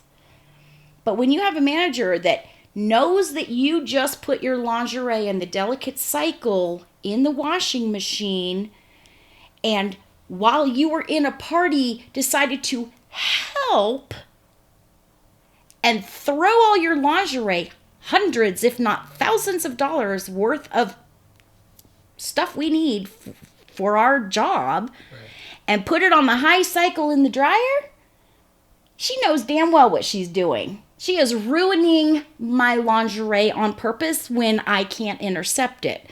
So from now on, no more touching the washer and dryer. If it is not your own damn laundry, you don't touch it. You're not going to help somebody by putting it in the dryer. Okay, so that's like one of the rules I made, was like, nobody's allowed to touch somebody else's laundry.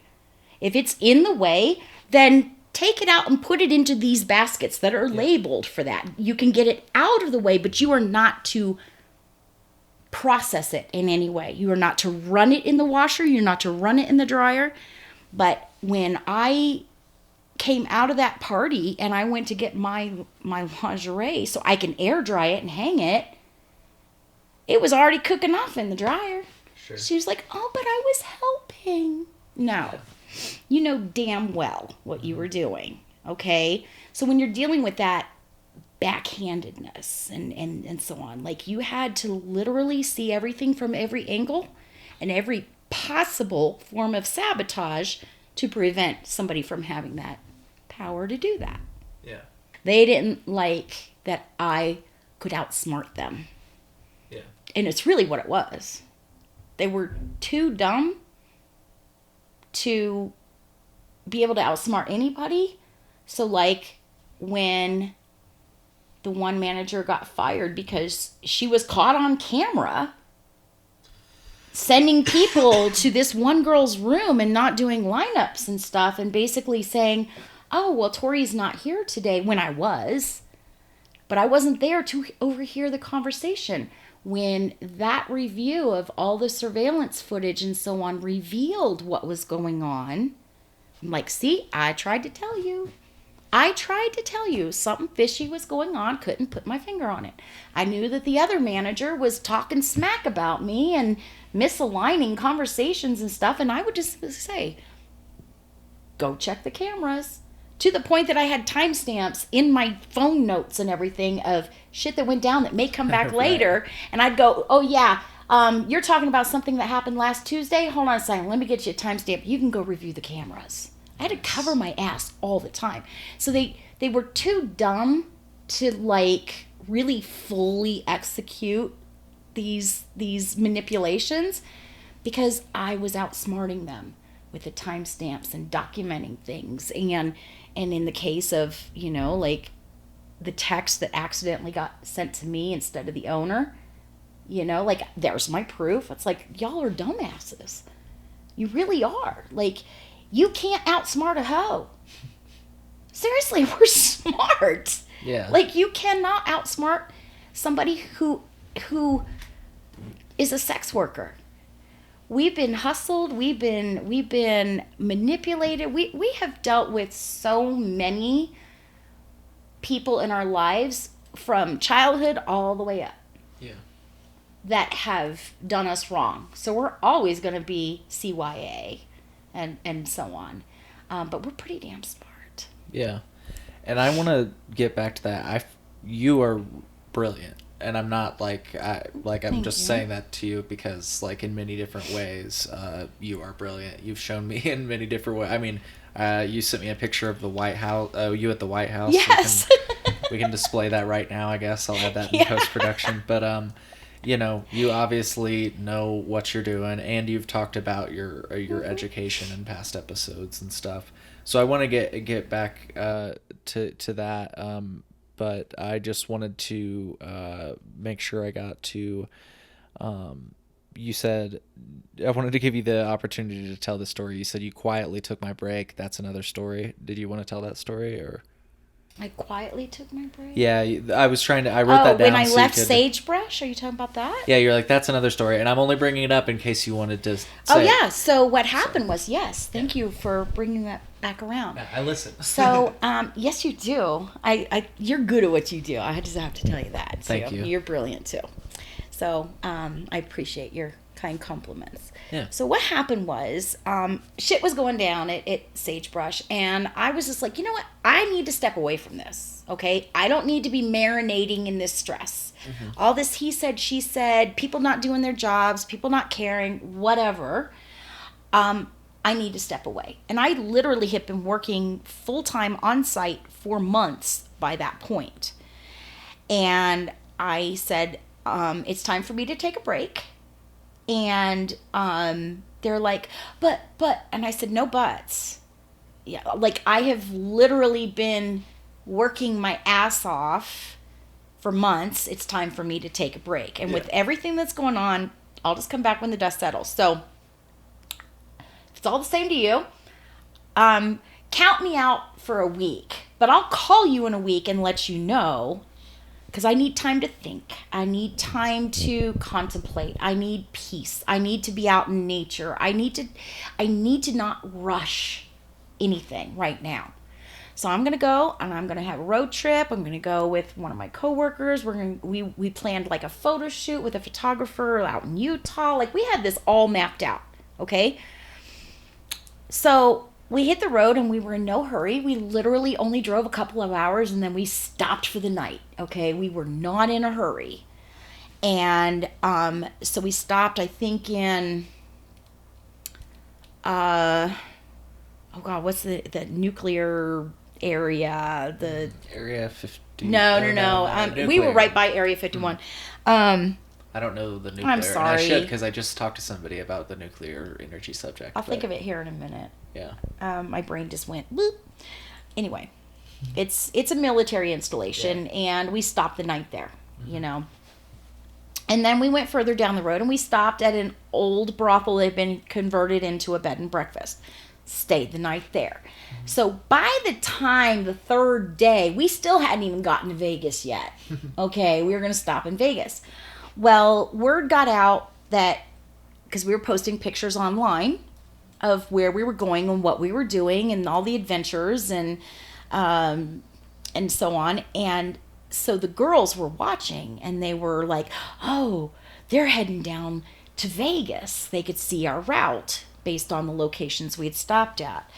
And they're like, oh, they're heading down to Vegas. Well, word got down the road that since we were heading that way, what happened was Sagebrush apparently called Alien Cat House and said, hey, if Torrey and Paige stop by, don't hire them. We want them to come back. Wow. Which basically announced, we have very valuable assets heading your way, so do us a favor and don't steal them from us. So the owner reached out to Paige, who used to work there, and said, hey, why don't you guys stop in and just take a look around, see if you like it. Because Paige worked there when a different problem manager was there, who was no longer there at that point. And he just invited us to stop in and just, kind of see what the climate was. And I stopped in, and he came in the next morning. We got in kind of like on a Saturday night. Well, Sunday morning he was in the office having us sit front and center and go, hey, I've been getting a lot of phone calls about you guys. And I was like, what? They're like, yeah, my phone's been ringing off the hook since you guys left Sagebrush. They're afraid that you're going to walk and not go back. And he said, and what that tells me is that it's their loss and my gain. What do you say you come work here? This is what I want to do. And I said, well, I'm not going to work anywhere where there's going to be safety issues and blah, blah, blah. And so I need to know that you're going to take these things seriously. With it being a smaller house, blah, blah, blah. As long as I can have a direct conversation with you and not have to go through 6 different layers to have somebody with the authority to make decisions or to make changes. Right. And then he was like, oh, yeah, this is the girl that solves problems and creates, so a week or 2 after I got there, he said, I have a plan for you. He was like kind of foreshadowing. He was already deciding to make me madam. He was like, I have a plan for you. And I was like, what is it? He goes, you'll know in the right time. I was like, don't do that to me. Like, just be direct with me. Like, don't hint at things. And then one day we were supposed to have a meeting, and the lady that got fired, she like sabotaged it, and I was just a little pissed off about it. And again, check the cameras because this happened at this time, and he called for a meeting with him, and he was like, well, you were just asking the wrong person. I was like, you should not have people in charge who don't know the answer to the question. So I would challenge him and say, you are really fucking up, sir. When you give incompetent people the power and authority to fuck things up even more. And that's basically about that point where he was like, okay, this is what I have planned for you. I want you to be the madam. And I'm like floored. I was like, what? Yeah. Like, I literally, at that point, oh my goodness. Big Daddy just sent me a nude photo. Sorry. It's okay. We have to hey, baby. Yes, we do. We Daddy. do have to talk about Big Daddy. There is that too. He's so sweet. He's so sexy. So anyway, I would challenge him, and I would basically endorse and encourage making changes that would ultimately help him in the end. Okay? He was going to benefit greatly from these ideas and approaches and changes and so on. But I also noticed that he would hesitate on spending money. Now, he would talk about all the money he was spending, but when it came down to, like, that brothel actually allowed smoking in the parlor. So sometimes, 6 truckers would come in and they're all smoking like chimneys, and it's wafting into our rooms. And I said, listen, some of these girls, like one of the girls was actually allergic to menthol cigarettes and would have like a bad reaction. So I was like, either put her all the way down the damn hall, like as far away from the parlor as possible, but you got her literally right off the parlor and she's suffering and this is affecting people's health. So I said, let's get a commercial grade air purifier, which makes sense. I found one, they normally were like, and this is medical grade, okay? It could take care of the whole facility and it was a certain price, but I was able to find it cheaper, but still the same thing. And it was right around when things are amping up for Christmas and so on. This is like around September. I was like, we need air purifiers in here. And I researched it. He said, send me a link. I sent him the link. And the link was actually on Amazon. Oh, nice. And they had like a $200 off type thing. And I was, saving him money. Well, he didn't jump on that $200 off. And I was like, hey, did you? Oh, I forgot. Okay, but I just told you we have people with actual medical necessity for this to be in our brothel. I'll get it. No worries. Well, the next week I'm like, where's the air purifier? And he was like, oh, well, so-and-so said that I could get a cheaper one somewhere else. I said, listen, there is a reason why we needed that specific one. This is medical grade. What they're talking about is down at Home Depot. And yeah, it's going to save you money, but it's not going to do the job. So you're just going to throw money away. So I'm like redirecting him to the logic and saying, I need you to trust me that I know what I'm doing. And here it is. Well, by the time I left, he had still not ordered it. I had ordered one for my own room. Other girls had ordered ones for their rooms because we got tired of waiting. Mm-hmm. And that's really how he saved the money, by putting the burden on us to spend the money for our own space. And I was pissed at him. He was like, I'll just put more plants in the brothel. He wanted to put like plants to purify the air. I looked at him and I said, are you fucking serious? You want to fill this brothel up full of plants instead of buying an air purifier in a smoking facility with girls who actually are suffering because of the smoke inhalation. Right. And we were also undergoing renovations. So we had paint fumes, we had construction dust. And he was like, one time, we were talking about the construction dust and all the tarps and the paint and the fumes and the noise and everything. And I was like, this is why we need an air purifier. He goes, why would I buy an air purifier if I'm going to have to replace the filters so soon with all this construction dust? And I looked at him and I said, are you fucking serious? This is exactly why we need the air purifier. Because of construction dust, because of paint fumes, because of all of these things that are going on. Mm-hmm. That's crazy. And he was so health conscious.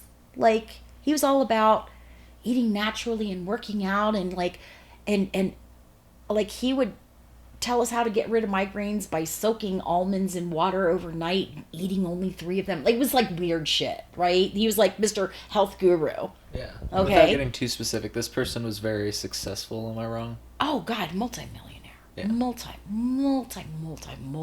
very wealthy, very wealthy, and he could afford it. Mm-hmm. But he never ordered it. Right.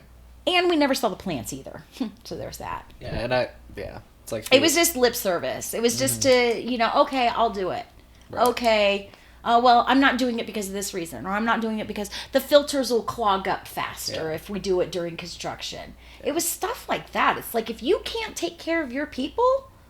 Mm-hmm. You're going to send us home with construction dust in our lungs? Is that okay with you? No, it's not okay with me. That's why I spent hundreds of dollars to have an air purifier in my own damn room. Yeah. Because if you're not going to take care of us, I'm going to take care of us. I think he was just kind of looking at it like, how far can I push these women? Yeah. Oh, God, yes. Oh, yes. So, yeah, I was direct. And to that point, this is brilliant, because I'm going to be able to wrap up a few, 3 of my points that I've got written here pretty well. I mentioned again, you're brilliant, but it sounds like there's a lot of drug use, maybe even mental illness. Yeah. And I want to be very clear. Yeah. I think we should legalize all drugs. I do too. I want to try all drugs. I had this guy on my show that I don't want to try like the synthetic forms of drugs, but the natural forms of drugs, like coca leaf. Try to chew on a coca leaf. Try coca tea. He's going to start... Get back to our roots of how we discovered these drugs to begin with. Right. Thank you very much. Yeah, so I'm down with all that, and I am not stigmatizing these people. This show is all about civil liberties, and I think people should have the right to do all those things. I'm just saying, it's something I've heard time and time again where, like, ODs happen, and... Like we've talked about in the past, there is checks so that drugs don't get in, because obviously that's a concern. But people will get around it. So I guess what I'm asking you is to kind of put a bow on a few of my different points here, with some like drug use and like mental illness and everything else, and like you've got your head on your shoulders, and but like, what for people that are tuning in right now, and I hope that when we release this series, it's very helpful for the people that might be considering going into sex work, because I believe sex work should be legal. I just don't know that Nevada is the way to do it, or maybe, how about this, that Nevada has a lot of room to improve. Yes, and I believe when we left off on the last episode, I agreed with that. Yeah. There needs to be oversight and accountability, and there needs to be kind of a universal standard, because what happens in one county won't be allowed in another county. Like, it needed to be very the same across the board. Yeah. Okay, because each county makes their own rules and so on. Like at Sagebrush, I could do an out date and go out to dinner anywhere within the state lines, but at Alien Cat House, I wasn't allowed to leave the facility. Okay, so back to the whole, the drugs thing. Kind of funny story, serious, but it's kind of funny. One girl tried to have cocaine shipped in. And it was intercepted because she didn't know, because it was her first tour, she didn't know that we have to open our packages in front of management. Even Amazon packages, anything that's obviously from Amazon, we still have to open it. And it's like, we make a joke about it. It's like, oh, it's Christmas today because Tori just ordered a whole bunch of shit. And one time, a big box truck rolled up to deliver my shit because I ordered so much shit one time. But we had to open everything in front of staff because we had to retrieve the box from staff and then we had to open it and so on. So this one girl mistakenly thought that she could slip some packets of cocaine in the mail and had somebody ship it to her, and they intercepted it. Is this why you think maybe they check packages? Oh, yeah, for sure. Okay. Yeah. Contraband gets smuggled in all the time, and I don't object to that. Okay, sure. You want to see what I ordered from Amazon? Let's have it. Okay, because I don't have anything to hide. Right. I don't do shady shit. Like if I'm gonna snort coke, I'm gonna be the first one to announce it. You know what I'm saying? Like I'm like, oh, we're bumping this weekend. That kind of thing. Like I'm honest to a fault, right? But I like to be clear-headed. In the brothels. It is a safety issue for me and for everybody around me. So if I'm going to partake, if you will, it will be in my off time with trusted people and not in a working capacity. Right. Okay? So when people book me and they're like, well, can you bring some party favors? No. Okay. I'm not going to judge you if you bring your own. You could do it before or after, but you're not going to put me in a precarious position where I might get arrested because you're a dumbass and you've got it on you and I'm in the presence of you. Right. Okay? Let's just be clear here. Trust me, I can handle a coke dick. I know what to do with a coke dick. Okay? But I'm not going to help you get that coke dick. Does that make sense? Yeah. Okay, so there's that. So drugs are prevalent in the sense that many people that come into the industry do it out of desperation. They are nearing homelessness, already homeless, whatever the case may be. Maybe they have a drug addiction and they need to feed it with that kind of cash flow. Okay? I know one girl, she had a gambling addiction. She made 6 figures a year, but it all went to the casinos. Okay? It feeds a lifestyle, whatever that lifestyle is. For me, my lifestyle is I love to travel. I love to eat good. I do not miss meals, okay? But I like when, like back in, March? I had a client fly in, paid me $1,700 so I can eat a $300 steak dinner date. Not a bad deal. Exactly. I didn't even fuck them. You know what I'm saying? Wow. Like, there's that. Hey. Better. Yes, we had fun. Yes, things got, heavy petting and whatever. I mean, there was fun. Sure. But that wasn't the point. It was he wanted to have the companionship. He wanted to go eat a fine meal. He wanted to make sure I could order whatever I wanted, and he paid me for my time to eat that meal and to fully enjoy my Wagyu steak. Yeah. So there is an appeal. So I do it because I desire it. I'm not desperate. Okay, so you have 2 camps of people, and in my training, I could figure out what motivated each of these girls before their mouth even opened to admit the truth or whatever. Sure. Okay? You could tell who was there out of desperation. You can tell who was there out of desire. The desperation camp was a bigger camp. Yeah. Oh, gotcha. Okay? So some got into it and they missed the money. So even if they leave, I just had a former coworker texted me last night and said, I'm now, across the country. I am now with my family. I have a regular job, but God, I miss the money. I miss the home money, but she's trying to walk the straight and narrow, even though she was doing it legally and everything. Stepping away from sex work is often hard because the cash flow is so different. And it doesn't feed the lifestyle. Like we had 24/7 drivers and we had chefs that were making our meals. And, it's a great gig in that sense.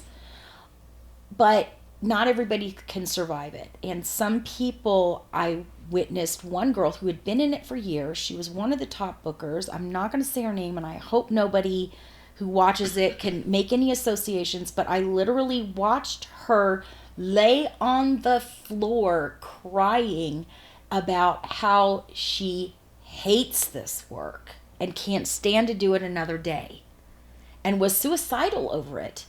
And you know what management did? Propped her back upright and said, get back on the floor. They said, basically, maybe you should take some time off. Maybe you should call a therapist, but you're going to be here tomorrow, right? That to me is no, it's really bothersome. So mentally, there is a mental wear and tear that happens in this type of work. I'm very good at being boundaried, but some of these men come in and they're fucking disrespectful and they're nasty and they'll try to stealth you and, like you're constantly on edge. I would turn away more people than I would book. You would be surprised how many people did not meet my standards because they were either disrespectful, they were entitled, they would bypass consent. The moment that they would show those behaviors, I would walk them and let another girl have a chance to maybe book them, but I wouldn't book them. See, I'm worried. I want to say I worry about other girls though. Yeah. Well, I would give them heads up. Don't know those. Okay. They knew if I walked somebody. But now that there's a good reason. Either they had no money, because trust me, I can help them find money. Yeah. Okay. Anybody that comes in and says, "Oh, I have $200," I can 10 times that. I can help them find it. Now, I'm not going to exploit them in the process, but if they really want what they want, they're going to find the money. Mm-hmm. That's the thing. However, some girls, like one time, this very same girl, really a good booker. She's been in it years. I could learn so much from her, and I did. But I also learned that she had just basically clocked out mentally on it, but she also made it her identity. So one day... Can I ask you off the record? Yeah. Is it... Yeah. Really? I've interviewed her. Yeah. Okay. I was really worried about her, but she's actually out of it now. She recently posted something about that. So, yeah, off the record, please. Yeah, off the record. Hated it. She was an alcoholic. She would just escape. Mm-hmm. So, like, I'll tie it back in here. But some of the girls needed to escape because they mentally clocked out. They had to cut themselves off from what they were doing because it just became this thing that got them money. There was no joy in it. There was no pleasure. There was no fun. There was no, like they didn't respect themselves. So how can they command respect from somebody else? Like they were just done. And like if I am negotiating with somebody and they're giving me attitude or anything like that, if I think that there are any red flags, I'm not going to party with them. They could try stealthing me. They could try any number really quick, of things. Stealthing for our audience. It's to surreptitiously take the condom off without the girl knowing. Or sneak. Yes, you just to like take it off and, oh my, didn't know that happened. Yeah, no, you did because you were the one that took it off. I was very good at making sure. I like had mirrors at certain angles. I would constantly check it, and if I felt that even just for the fit, even if they weren't being malicious, if I felt that condom was going to slip, I'd put a cock ring over the condom Like that condom was you staying mentioned that on on an episode that Yeah. you even tell girls So, how like, to make sure a condom would stay on. Exactly. Yeah. You know, because sometimes people are kind of in between sizes, and Or maybe a weird size, not to make anybody offended, no, but no. like it doesn't lend itself to keeping a condom on. Right. And then there's also the growth and, you know, the expansion and contraction process that happens too. So, you know, there's ways to work around it. But like, I think that some of the girls had just clocked out mentally because they might not have been so stable when they came in. Yes, they can pass background checks and so on, but they had trauma in their life. And sometimes sex is an escape for people, but sometimes they need to escape from the sex.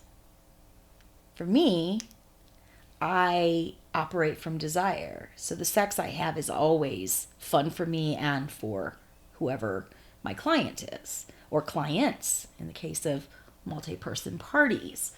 I take great pride in delivering a great experience.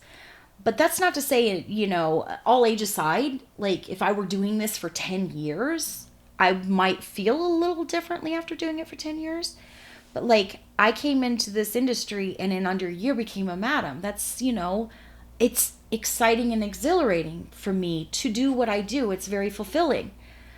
But if I had traumatic events because I was maybe less picky and had, you know, a drunk rush into my room calling me horrible names and staff not kicking them out, you know, that can stick to you and add up over time. It creates a residue and it's, you know, it can get thick. I don't put up with anybody's shit, you know, like I'll handle it. I kicked a guy out that pinned me down. He was 6'5", athletic, like big dude. But trust me, when I'm pissed, look out. And I got out from underneath him and was like, boom, boom, boom. And he didn't expect me being 5 feet tall to be able to literally throw him off of me. Mm-hmm. Like, when I'm pissed, adrenaline's going to run the show. And so, and I got strong thighs. These thighs are thick for a reason. It's leg day every day. You know, but the thing is like people underestimate. Mm-hmm. And so for me, it was really important for me to empower the girls, especially ones that I saw might be a little bit brittle, who might maybe make shortcuts or make exceptions to make the buck. Things like that. Yeah. And so I know that the people that come into it for a multitude of reasons. Yeah. But it's always in the camp of desire or desperation. I keep making your vague things specific, but I think it's important. Yeah. Did you mean maybe sometimes girls would maybe not use a condom? Yes. Oh, absolutely. In fact, sometimes during 2 girl parties, one girl might be really tipsy and forget that there's another girl in the room and be with one of her regulars that she pulled this girl in to entertain, and the guy will tell on her, well, why are you putting a condom on? You never put a condom on. You know, something like that. Or straight up right in front of another girl, like bareback. And the other girl's going, what the fuck? You're not, where's the condom? Like, and then they would walk out and like, it has happened. But sometimes girls are like, I will do anything to get this booking because I want to be top booker. Well, I mean, couldn't you charge? I mean, you have to be quiet about it, but maybe you could charge money, like charge more money. Be like, oh yeah. Like, hear me out here. Like, what we can do with this on camera. We are literally being listened to right now. Yeah. So technically speaking, you know, the microphones. So it could be like, condoms are required, right? Yeah, condoms are required. Mm-hmm. And if somebody's listening in, then you've passed under the radar and so on. It also could be a text conversation that happens off-site. It could be any number of things. True. True story. I literally posted about it on my Facebook, but I showed a screenshot. I didn't reveal the person nor the picture itself. But this guy was like, okay, he basically was trying to talk me into doing a bareback blowjob. All right? And the answer is no. No. And he had thrown out a number of $4,000. And the answer was still no. So where I show the screenshot was at that point he had heard no more than once, and $4,000 was offered, and I still said no. Okay?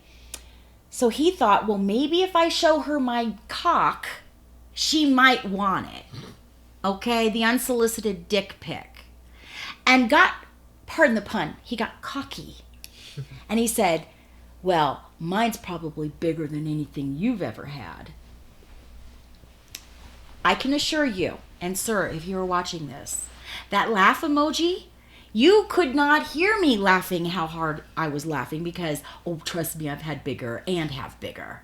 Like, there's no way this is even a competition. No means no. But some of the girls will go, ooh, 4K? Hell yeah. Because they're looking at what bill they're going to pay and what fun they're going to have or whatever. For me, I want to earn my money with integrity. I am not being self-righteous. I'm just saying for me, that is in alignment for me. If you make your money going bareback, that's on you. I'm not going to judge you. I'm not going to shame you.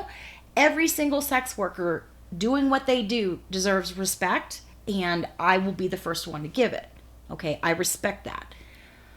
But I'm not going to be that girl. There are girls out there that will do what's called car play. They'll basically fuck in a parking lot. Okay? Fine. If that's what you do, go do it. But I have those guys coming to me going, what about car play? Fuck no. That's not what I do. I stay in nice hotels. I give luxury experiences. And I am very selective about what clients I serve. And 99 out of 100 clients get turned away that ask for whatever it is because they have not met the criterias. Does that make me better? No. It makes me different. So when a girl is wink, wink, condoms, wink, wink, yeah. Okay, that goes on in the brothel.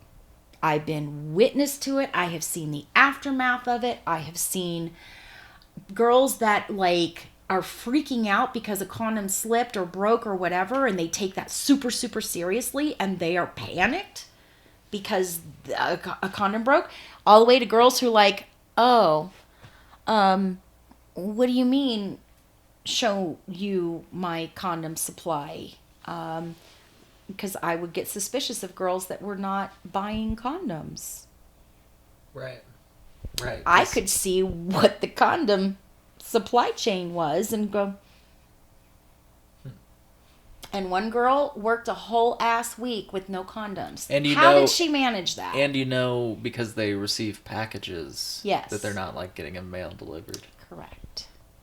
So, long story short, I knew who was using condoms and who wasn't using condoms because they don't realize that it's not so much what you see, it's what you don't see. You don't see them buying condoms. You're not seeing them getting them shipped in. You're not like... And then the clients will tell the other girls, well, so-and-so never makes me use a condom. Now, sometimes they're bullshitting. Okay? They're trying to get one over. Sure. Okay? In all fairness. They're just trying to pull the wool over your eyes and whatever. Yeah. But there was certain girls whose name just keeps coming up over and over and over again. You know what I'm saying? So for me, I like to be safe, sane, and consensual. You're going to be respectful, and I will meet you with that. What are risks? What I said, what a risk. Oh, what a risk. I'm just thinking about the type of woman that would risk that. I'm not saying anything bad about her. No, right. No. Like, it's literally, it's Russian roulette with your life. It literally is Russian roulette with your life. I value my life and I want to live it as fully and as long as I can. I've got so much to live for, but some people have clocked out. Sometimes that is a passive way of giving up. Yeah, it's kind of in the moment. If we go back to if you can maybe charge more for it or whatever. I get more money. It's all in the now instead of the future. Yeah. And They're actually, like, that's something that I'll deal with it later if it happens. Well, it's catastrophic. That's something that was really brilliant that somebody I talked to within the sex industry said that they particularly didn't like about Nevada, and that's kind of why I brought this point up. And then I've got something very interesting to tell you that I think you'll find really cool, and it's really a bow on this series that we're doing, because, well, just to give you a teaser, I reached out to the Bunny Ranch and asked if they'd host a stay. We'll get back to that. Cliffhanger. We'll get back to that, but we were just talking about. She said this person I talked about. I almost lost it there. It's a dangerous game. She said she said that the problem with Nevada, the way that the industry works with women that aren't that don't have their head on their shoulders like you do, and again, this is why I kind of brought that up, is it causes you to only live in the now. And never to plan in the future. When you go there, think about when you went there. Yeah. It's all about my future. Yep. And then it quickly becomes this pit you fall into because of the lodging rates. And it's not, I mean, they're forthcoming about that stuff, I guess. I mean, they'll tell you that room and board. Of course, I mean, we've called and asked what's room and board, at these different locations just to see. And they're forthcoming about that. But I think if you don't know to ask that question, exactly, you arrive. And I don't know. That's why I brought that question up. I worry about what might be going on. With respect to that idea, that's a really frightening idea for me, and if it seems like there's no oversight, I love this idea. I like, I'm not saying there needs to be oversight, like even with what you do, like, because you are doing your own oversight. Correct. Right. Oversight and accountability. I hold myself accountable on anything and everything I do and who I do it with. But this seems to absolve somebody, like, it's like the chain of accountability. I don't know how to describe it. I wish I was better with my words, but I've been circling this drain trying to say this point, but it's like something about Nevada's sex industry absolves, instead of it being about like women's freedom and this like like kind of where I'm coming from. It's very much how do we just make it so that a certain number of people can make money off of this and make sure they don't get into legal trouble for it. At the end of the day, it's about the profits. Right. And that's how cannabis. Like, that's how that relates there too, yeah. But there are some people that are motivated to make that money through certain methods and criterias and so on. Other people will make it like to their own detriment. Yeah. Will make that money. The thing is, for me, the money is actually secondary. Now, I hold my rates and I hold them firm, and I'm very clear about that.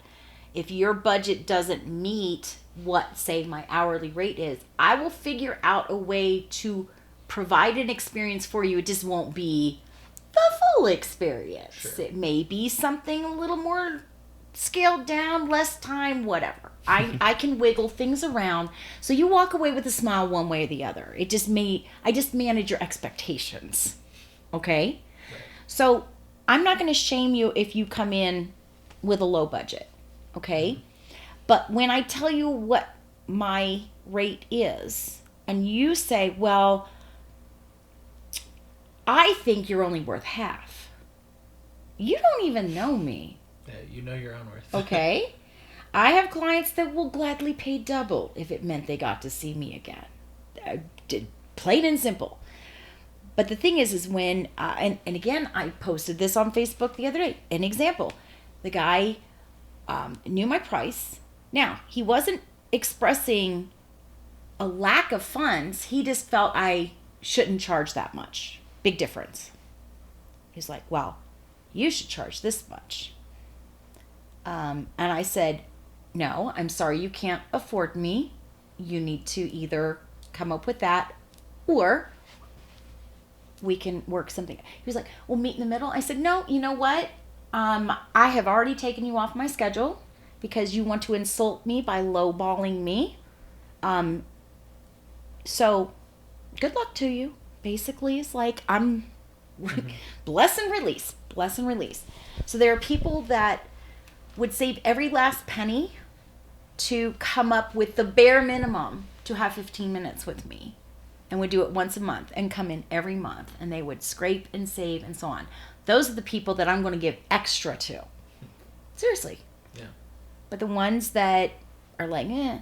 But see, the thing is like, the money for me is secondary. It's the people. It's the girls I work with. It's the staff within the facility. It's, in a brothel environment. It's ultimately it's the clients, but at the end of the day, it is all about me. How am I benefiting without exploiting somebody, without sacrificing my own self in the process? Like, how am I amplifying and enhancing myself and the people around me? That's my ultimate overarching goal. And I have a deep compassion for human suffering. I'm not going to cause harm. I'm not going to cause trauma. I'm trauma informed. Someone with trauma can come in and have a healing, scenario with me to help empower them. But sex work at the end of the day is about a dude realizing he's fucking horny and he wants it now. And he wants it any way he can get it. And he will stop at nothing to get it. And he will go through all the different rate structures and find the cheapest one. And he's not there for the experience. He's there for the release. All he cares about is the release. I care about the experience. Yeah. Of how you get to that release. Yeah. There's that too. Yeah. So, it's, Lord knows I've had my moments. I need a release too. I mean, like, I get it. There's somebody who's going to be horny. It's going to be a mature woman, like me. Who our sex drive is. Woo. The thing is like, being horny isn't bad. Wanting sex isn't bad. Paying for sex isn't bad. But how you treat the people that are either providing it, receiving it, paying for it, managing, overseeing it, it's the people that really are the commodity. It's not the sex. Right. And the money is just a wonderful product. Yeah. Of that exchange. Well, I know I've been going for a really long time. I do want to be respectful of your time. You've been very kind with your time. I'm good. I'm yeah, good. Literally, I'm good. Okay. Well, I wanted to ask you, so I'll just tell you about how the Bunny Ranch thing went. How about that? Yes, I gotta hear this because I know how it was when I was there. Yeah. So I reached out to the Bunny Ranch with some help from people that I interviewed. So I don't know if you had the chance to check it out.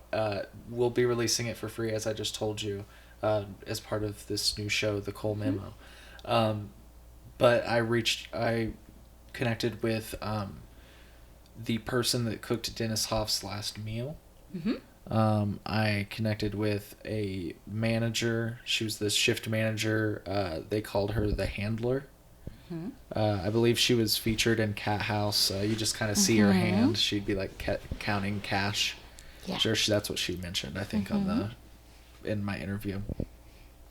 And so just working with everybody and like kind of seeing how it went. Everybody just kind of was like, why are you looking for pointers? It's pretty easy, just reach out. And I was like, okay. But I was like really mindful in how I reached out. I had our booking agent reach out, and I've just got somebody helping me volunteer stuff, and they reached out and was like, hey, Cole wants to come for this show. We're going to highlight like Dennis's lasting impact on the sex industry. It's not in a negative light, like it's let us know if you have any questions and everything. And the manager of the Bunny Ranch responded to me, responded to them, and said that they were not interested in any like form of media at that time. And so I had them forward me that message, and then I forwarded it to Madame Suzette. And I said, Madame Suzette, like, I'll have you know that, you know, basically, like, I should be welcome and open, and that's how Dennis was, and that's how it should be, and there's no reason to, like, not be that way. And she said that basically she's just not interested in media at that time, and, you know, believe me, she said, she's been asked for many statements since Dennis's death and COVID, and by many big publications. I don't know if that was to, like, put me down that I'm, like, small or whatever. I don't know. Maybe I'm reading into it too much. But she's like, believe me, I have a lot I could say, but not at this time. Thank you, Suzette. So we got denied our trip or our stay or visit. I don't even know if that means, like, if I showed up and was like, hey, could I just have, like, a conversation? If they'd be like, nah, you need to get out of here. They would not let you on site. No. They would not. They were absolutely against any media, which is ironic because Dennis was all about the publicity, the exposure. Good exposure, bad exposure, doesn't matter. It's all exposure. Yeah, and since you can't advertise in Nevada, Correct. That's how you did it. And this is, I've owned my own media company since 2013. Like, I have been in the media a lot. That's why this is so comfortable for me, okay? That's why I'm so out there with what I do. I'm very comfortable with being in the public eye. And the thing is even my haters are making me money. Because they're saying your name. They're literally, it's free advertising. Right. Okay? I thank my number one fan, as I call her. She's like the president of my haters club, whatever. She's my number one fan, bitch. She's not a hater. She's a fan. I thank her all the time. In fact, I even show screenshots of how my algorithms and my reach and impressions and, like, all of that stuff on the back end all improve every time she utters my name. Okay? Yeah. She is branding. She is doing all kinds of stuff. She doesn't even know it. I seriously. And she's so good at watching everything I do. She knows what I'm going to do before I do it. It's great. But the thing here is, they would shut me down from doing any media. And I said, you can't stop me from doing what I did before I came here. Yeah, you called me from the ranch. That was kind of cool. I did, because I was like, I'm not going to name names. I'm not going to say where I am. And this is how I towed the line. I met their requirements, but yet still made it happen. Their name was never once said. And I did it from inside my room on site, because I was tired of the whole oppression, like not having freedom of speech. Okay? The thing is I'm not here to damage them. I'm here to tell the truth. And if that somehow damages them, then they need to look at why the truth became the truth. If it's so bothersome. You know what I'm saying? Like, then you should have managed it better. You should have handled these things. You shouldn't have hired shitty managers and let them get away with things. You should have not overserved the girls. You should have, like, whatever. You should have acted more responsibly. Okay? So one of my favorite quotes is from Anne Lamott from the book Bird by Bird, a book about writing a memoir. And she said, you own everything that happened to you. Tell your stories. If people wanted you to write or speak warmly about them, they should have behaved better. Okay?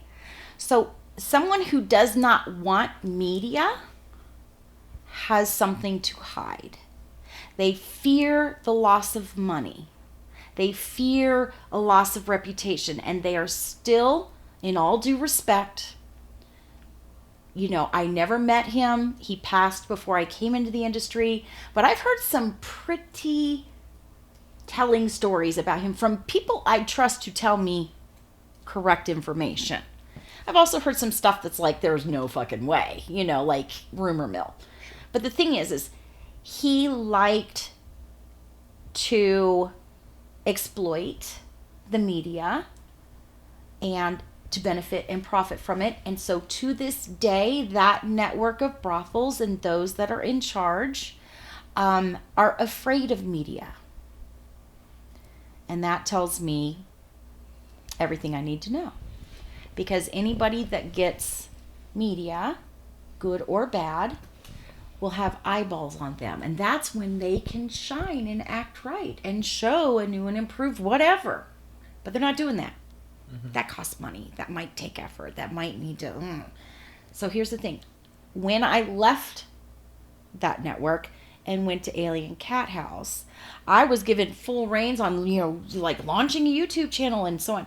I did a 2-part documentary. I worked with you. Like, you did a shout out to the Matt Cullen. Yes. I mean, Our Queer Life, that whole brothel series just took off. Oh, yeah. Shout out to Matt Cullen for that series. Yeah. Brilliant series. And it's got some of the most in footage, in brothel footage I've ever seen. I actually need to reach out to Matt. Maybe you can help me out with that. Oh, yeah, I can text him right now if you want. Yeah, we'll figure it out. We'll figure it out. I'll write it down. We're like this.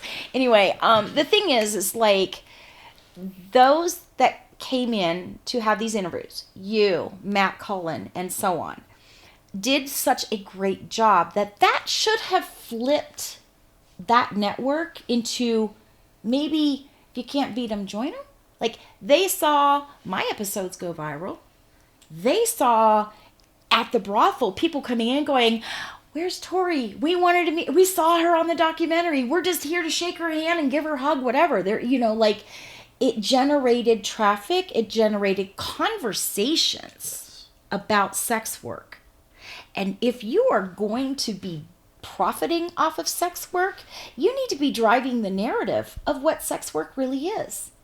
And if you're putting the burden on the girls to represent it, but yet telling us that we have a gag order, we can't talk about that, how is the world supposed to shift their perception about sex work or reduce the stigmas or, dispel any myths or to get accurate information so that people can have an informed decision if they're thinking about coming into sex work, that this is not something that you take lightly and just do and then hope for the best. You need to have some level of business mind and good with boundaries and so on. And if you don't have that, then choose the brothel you go to very wisely. I regret the fact that I'm not there shaping and molding and empowering the girls that are coming into this industry. That matters to me a lot. But if my hands are tied by upper management that are like, yeah, we want you to train, but don't empower them too much. You know what I'm saying? Yeah. Like they want to keep you small and little and quiet. But in America, we don't have to be small and little and quiet. I may be small and little, a little curvy, but short little shit that I am. But I am not quiet. I never was, I never will be. So anybody that tries to tell me you can't talk about this, I'll go hold my beer. I'll do it, every day and twice on Sunday. If you tell me I can't do something that I know I have the right to do. So yeah, I'm going to tell my stories. I own everything that happened to me. If people wanted me to speak warmly about them, they should have behaved better. Okay? So yeah, every single brothel has major room for improvements. Some brothels are better than others. If I were to say which one was my favorite, I would actually say Sagebrush. I didn't work in all of them, obviously. I would love to have the experience of working in every single brothel and find ways that what one brothel does really well, another brothel can benefit from, but they're so busy trying to get all the traffic to their brothel that they're not going to do anything for the betterment of the industry. They're just going to look out for their own selves, much like the girls who are in the lineups. They're not looking out for the girl next to them. They're just looking out for themselves. That is a backwards mentality. If I'm looking out for you and you and you, everybody wins. But that's not the culture. So, yeah. Media, no, you can't talk about it. Well, I talked about it from my room. I just didn't say their name. Yeah. People are going to talk. I'm going to talk. By talking, I may actually be cutting myself off from any brothel ever wanting to have me come into their doors to be. It's one of my questions. Yeah. I was going to say. It's a risk I had to take by being vocal and verbal about it. Like, it could be that the 15 that are in operation right now, not one of them will ever touch me. And that was a risk I was willing to take to speak the truth. Yeah. Now, would you be willing to return? Oh, yeah, I'd love to. But here's the thing. What would it take? Me running it. Okay? Because I'm going to look out for not only the owners and not only management, but I'm especially going to look out for the girls that are literally churning that money machine with their pussy. And I'm going to make sure that they are not forgotten about.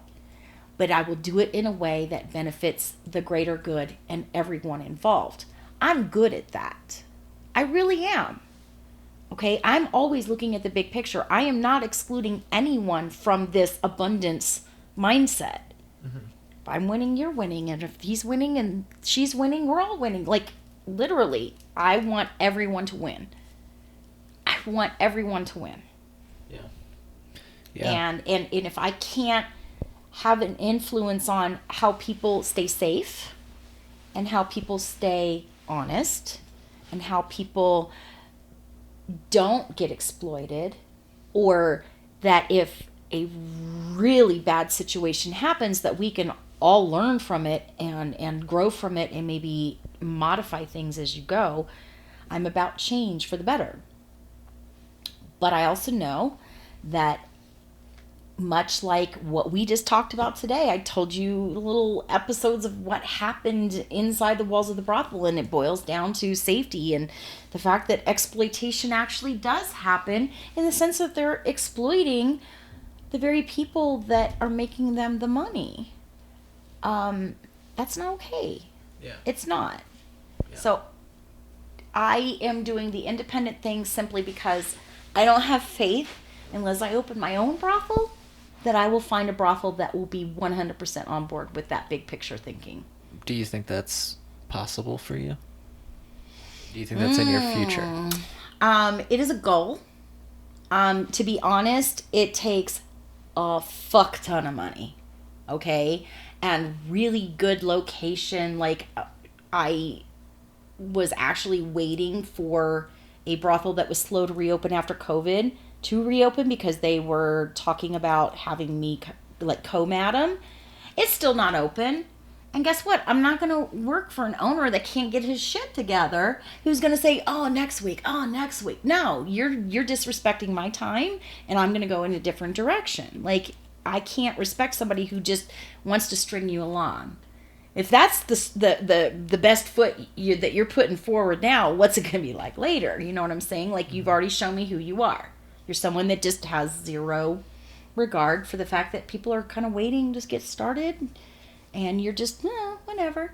So, like, the thing is like, I would love to find the right owner that would much rather let somebody like me run the show. And then not interfere and not, I mean, they can have say. They can have input. I'm not cutting them off from ever having involvement. I'm just saying don't interfere. Yeah. Because if you've never done this work, then you have no say in how our experiences should be. Yeah. You have to know what it's like. I know what it's like. I think any madam who is a former working girl or current working girl, like I was a madam on the menu when I was madam. Like, you could book me. The thing is that make it fair and equitable. Don't make it competition. But the thing is make it accessible. I would love to see it replicated in other states, nationwide. It exists worldwide. Plain and simple. So how do we make it so that everyone wins? The clients, the girls, the management, everybody. Yeah. That's the true question. Yeah. So yeah, I would love to, but I think I'm just going to have to buy my own. Yeah. And I need a few million. So let me know. I mean, yeah. Do a GoFundMe. Change the sex industry. Well, movie deal? I don't know. I mean, we'll see what happens. That would be pretty fucking tight. I would love to. Yeah, I'm actually working on something like that. But the thing is like, I want the world to see the world through a different lens or a different perspective. Mm-hmm. What media has told the world, whether it's in newspapers and whatever, is that it's bad, it's dirty, it's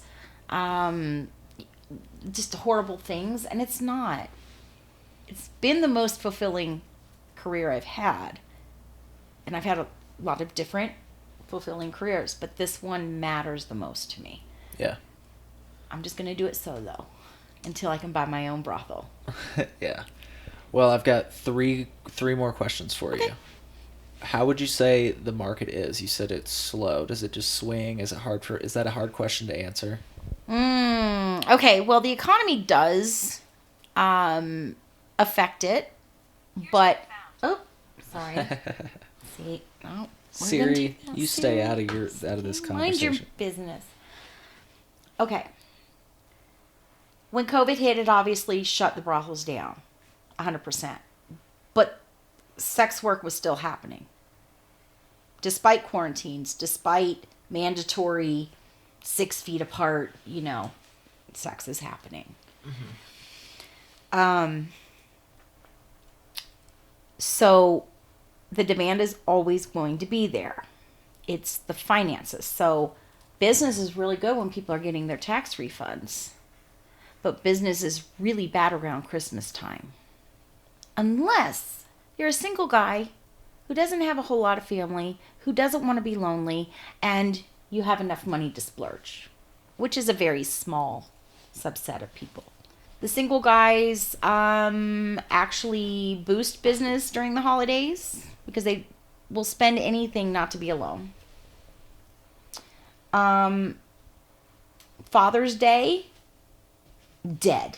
Like, no bells on Father's Day, okay? So all the brothels in Nevada, I predict on Father's Day might have very little bookings comparatively to any other Sunday, okay?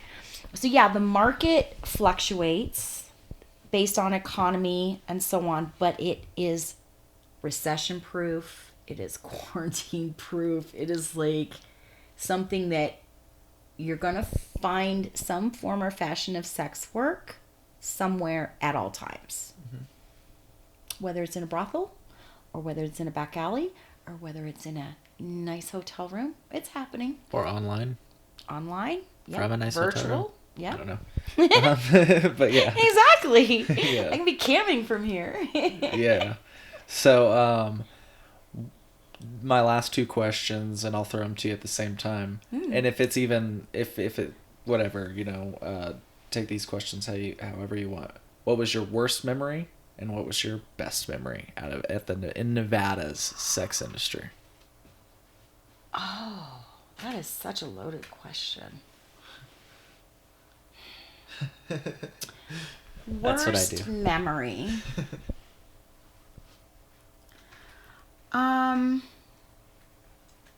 I've seen some shit. I've heard some shit. And okay. I mean, But personally speaking, the day that I packed my room up, I was abundantly aware that this may be my last day ever working in a brothel. And that really gutted me. The potential was there. But it was so important for me to exit that situation, and if anything, to make the bold statement, this is not okay. That was really, really hard for me. It was a very emotional thing for me because I belabored the decision for a few months, off and on. I was like, just give it a little more time. I have this everlasting hope and faith that the tide will turn and that I will finally get the traction that I was looking for. And I just felt like I was spinning my wheels. And it's like, I had to process, okay, does this make me a failure? No, actually it doesn't. It shows that my tenacity, that I stuck with it for so long through so many circumstances, showed how tenacious I am and how determined I am and so on. So like, I had to flip that and reframe it and go, no, I'm not a failure. If anything, you demonstrated how hard you will work and how far you will go and how important it is to make this statement. So even though emotionally it was gutting to think that that may be the end of that era, I also knew that I still had that hope and faith and so on, that I may be able to re-enter it as an owner. I may be able to re-enter it as a madam from a brothel that respects the direction I wanted to take the last one that I was at, or the one before that. Someone who is going to go, you know what? It is time, out with the old, in with the new. Let's run a brothel completely different. Okay? And if it's not me, then I hope it's going to be somebody else. But the only way I can accomplish that, I think, is to step back into it in the right time. And right now it's not the right time. We'll see. I am sad. I miss the girls. I miss the climate, the energy, the clients. Like, I do miss that. But I'm able to do that still. It's just not the same environment or climate. Yeah, and sorry to throw a question in on when you're, but is there something in the air in Nevada like there is in Colorado where it's like it's legal? Or is it not really that way? Am I imagining that? I don't know. I just imagine. Okay, so it does have this sense of safety and security that's baked into it, and it's true. I mean, it is legal. So if you want to have a legal experience, that is probably the safest way. That, like, the girl is not standing inside that brothel unless she had gotten licensed by the sheriff's department, who fingerprinted her, background checked her. Somebody that sees me along with 100 different other listings, if you will, on any one given site, isn't going to get that guarantee. Okay? Me, because I'm in the porn industry, I get tested way more than anybody else, if anything, weekly, just like in the brothels. I am not filming unless I've been tested. So somebody approaching a porn star will have a higher likelihood of being with a companion who's been tested, if not recently, certainly frequently. Okay? But some of these girls out here have never been tested. You know what I'm saying? No, in sex work in general. Gotcha. Yeah. In legit porn, okay, because there's amateurs filming porn and all over the place. They don't know what talent testing or whatever you said. Well, yeah, talent testing service. I particularly like Get Cleared. I've been using talent testing service for years, but in Vegas, the Clear. In fact, I have a hoodie from them that says, porn star, but it's got their emblem. But Get Cleared, GETCLRD is how it's spelled. I love them. They've been amazing. In fact, they made it more accessible for talent like myself, where they have like a monthly membership where you can get tested every day if you want for one price. Okay? So that's why I like that they are making testing less expensive, more accessible, and so on. I've spent thousands and thousands and thousands and thousands and thousands of dollars on testing. It comes out of my pocket. In the brothels, porn, you name it, that comes out of my pocket. So somebody that steps into a sex work environment would benefit greatly from going to a legalized, structured brothel system like Nevada has. Or someone who is a verified pro like myself who can, show. But the thing is even then, I'm still not going to go bareback with just a random person. but you at least know that I have clear results consistently, Right. being who I am and what I do. Okay, I've never had an STD. I don't plan on getting one. There's no shame for those that have had STDs because, antibiotics, there's ways to treat it. So I'm not throwing shame at STDs. They exist, okay?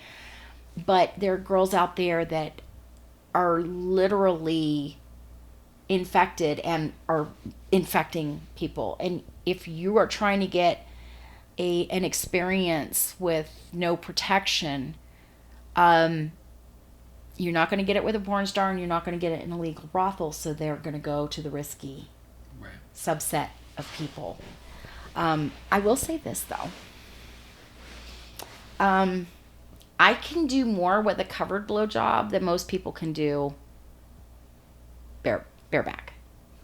Okay, and I've had the testimonials to that. So the thing is so many people have had such bad blowjobs in their life that they think the only way they can get pleasure is bareback.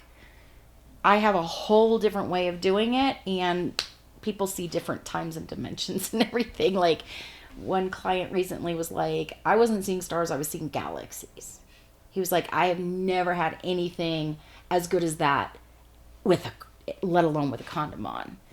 So like a lot of people have bad experiences and they think the only way they can have the pleasure is to do the risky thing, and that's not true. That's not true. The experience is very important. So I endorse protection. I endorse the way that the brothels require protection. I endorse the testing frequency of porn and the requirements of porn testing being within a certain window and with certain labs. You can't just go down to Dr. Smith and podunk somewhere and have it end up in a national database. Yeah, you might walk out with a paper that says, negative, negative, negative, negative, but people can also walk out with a photoshopped copy of negative, negative, negative, negative. So, how do we make it safe? Right. How do we make it safe? So brothels do provide that safety. Independents don't provide that necessarily. That reassurance that clients could look forward to. People like me who get tested and will test whether I'm filming or not. I'm a sex worker. I'm going to get tested frequently. I have a partner. I don't want to bring anything home to my partner. I don't want to expose my clients. I don't want to have anything. I would be gutted if I somehow caused somebody to have negative consequences because of a broken condom somewhere or something like that. See what I'm saying? I take it that seriously. Yeah. So I can't compete with, $50 bareback back alley stuff. I'm not going to. I would surely want to look out for the girl that is doing it. No shame. Yeah. But that's really fucking risky. Really fucking risky. Yeah. So I wish there was a day where that wasn't required or necessary. Yeah, I can't wait for you to start your podcast and for you to share all these tips and tricks. I wanted to make sure to give you the space to wrap up your best memory. That's best good. memory, thank you. Thank you for circling that plane back around. Yeah. Best memory? I actually, people who know me know that this is my plot twist. My best memory is the day I met my current partner. I'm so glad that this is the answer because I was like, how do I bring that up? I still need to bring that up. So, I want to be protective of his identity. Yeah. So his nickname that I use and I speak of him is Big Daddy. And, it's Adam Sandler. I'm just joking. I love that movie. I call him Big Daddy, for many reasons, but, I wasn't, when I left Colorado, I basically made everybody friends with benefits. My current partners, like I didn't want to maintain any long distance relationships. I didn't want, because I was multi-partnered. It's like, you know, best of luck to you, you know, move on, that type of thing. And, you know, we still stay connected and friends and so on. But I wasn't looking for any relationships because especially when I was Madam, I had 18-hour days and just like, you know, no time for social life, let alone dating and maintaining relationships and so on. So I was not looking. I was not. It just wasn't even on my radar. But someone came in the capacity of just getting a drink at the bar. They knew they were in a brothel. They made it very clear, I am not here, you know, so this is Big Daddy. Big Daddy came in. He said, I know where I am. I'm not here for that. I'm just here for a drink. And he got his drink and he and I chatted and then he bought me a drink and we have continued to chat. And when I left Alien Cat House, we had been connected, and so on for a good 4 months. And so, yes, I met the love of my life at a brothel and, he's amazing. People who have met him and know him personally are like, he just treats me like a queen. He's just a really good man. Really good man. And he supports and endorses what I do because this is my choice. And in his love and care and concern for me, you know, he of course wants to make sure I'm safe and so on. But he loves seeing me happy. And this work makes me happy. He knows why I do it. He hasn't tried to convince me not to do it. If that's what I want to do, then that's what he's going to support me in doing. So, yeah. Big Daddy. That's awesome. I'm so glad we wrapped around to that. Best memory is the day I met him. And we continue to make more memories. But he has a lot of respect for what I do and why I do it and for the industry as a whole. And I wish everyone could look at it the way he does. This is my profession. This is what fulfills me. Why would you criticize or try to interfere or suppress me from being able to do that? So yeah, he's been my biggest cheerleader in doing what I want to do and what's best for me. Yeah. I will say it does. Not that anybody cares about my opinion at this point. We're wrapping up the show, but I will say it takes some. Well, you know what I mean. But when I say it, maybe you'll know what I mean. Like, I feel like that takes some confidence from his perspective because. Oh God, yes. As a person, like putting myself in his shoes, like to, I don't know if I would be able to like. There is a high emotional intelligence required for people who have loved ones in sex work, whether they're a partner, son, daughter, anything, okay? People close to us either like it or they don't. Either they endorse it or they don't. There's really no in between. Yeah. So I've been fortunate enough to have enough people who love me endorsing it. But to have someone who didn't know me, who loves me because I love it, and endorses that. He can see my intelligence and he can see the passion that goes into it and so on. And so his emotional intelligence is absolutely top notch. He is also a very confident man. He doesn't trip about, you know, what I do. Like, I'll call him and go, dude, you're not going to believe what I just did, you know? And like, I can tell him in detail. And he's just like, oh, baby, I'm so proud of you. Like, I'm so happy you're happy. Like, it's a compersion element. But the thing is it does take someone who's well-adjusted, well-informed, open-minded, and so on. And I hit the jackpot with this one. Yeah. So thanks, Big Daddy. That's awesome. I'm just only curious that I'm the person that, especially with this new show, I'm just going to go for it and ask the questions that I want to ask. Yeah. would you literally like on the phone be like, yeah, this guy's dick was so big and like I was able to take the whole, like, I don't know, just theoretically. I mean, we could call him right now and you can ask him if you want. There's that if he's still awake. But yeah. Bother him, but. Okay. Well, the thing is I know him well enough to know that he like okay, here's a great example. When I filmed with Brandon Lee Harrington, he is an 18-year porn veteran. He's done hundreds and hundreds of films. Okay, he reached out and said, I'm going to come to Vegas. I would love to film with you. And I said, I'm honored. Absolutely. You know, because I checked out his work. Basically another man saying, I want to fuck you. Correct. And so I called up Big Daddy. He was like, guess what? I'm so excited. I'm going to be filming and so on and so forth. So he was like, oh, I'm so happy for you. I'm proud of you. You know, that's great.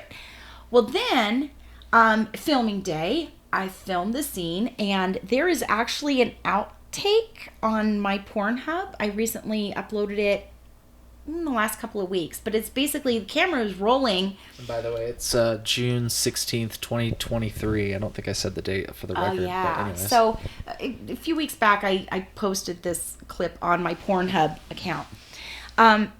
Basically, it was the outtake. It was after I had finished. I'm, and so on.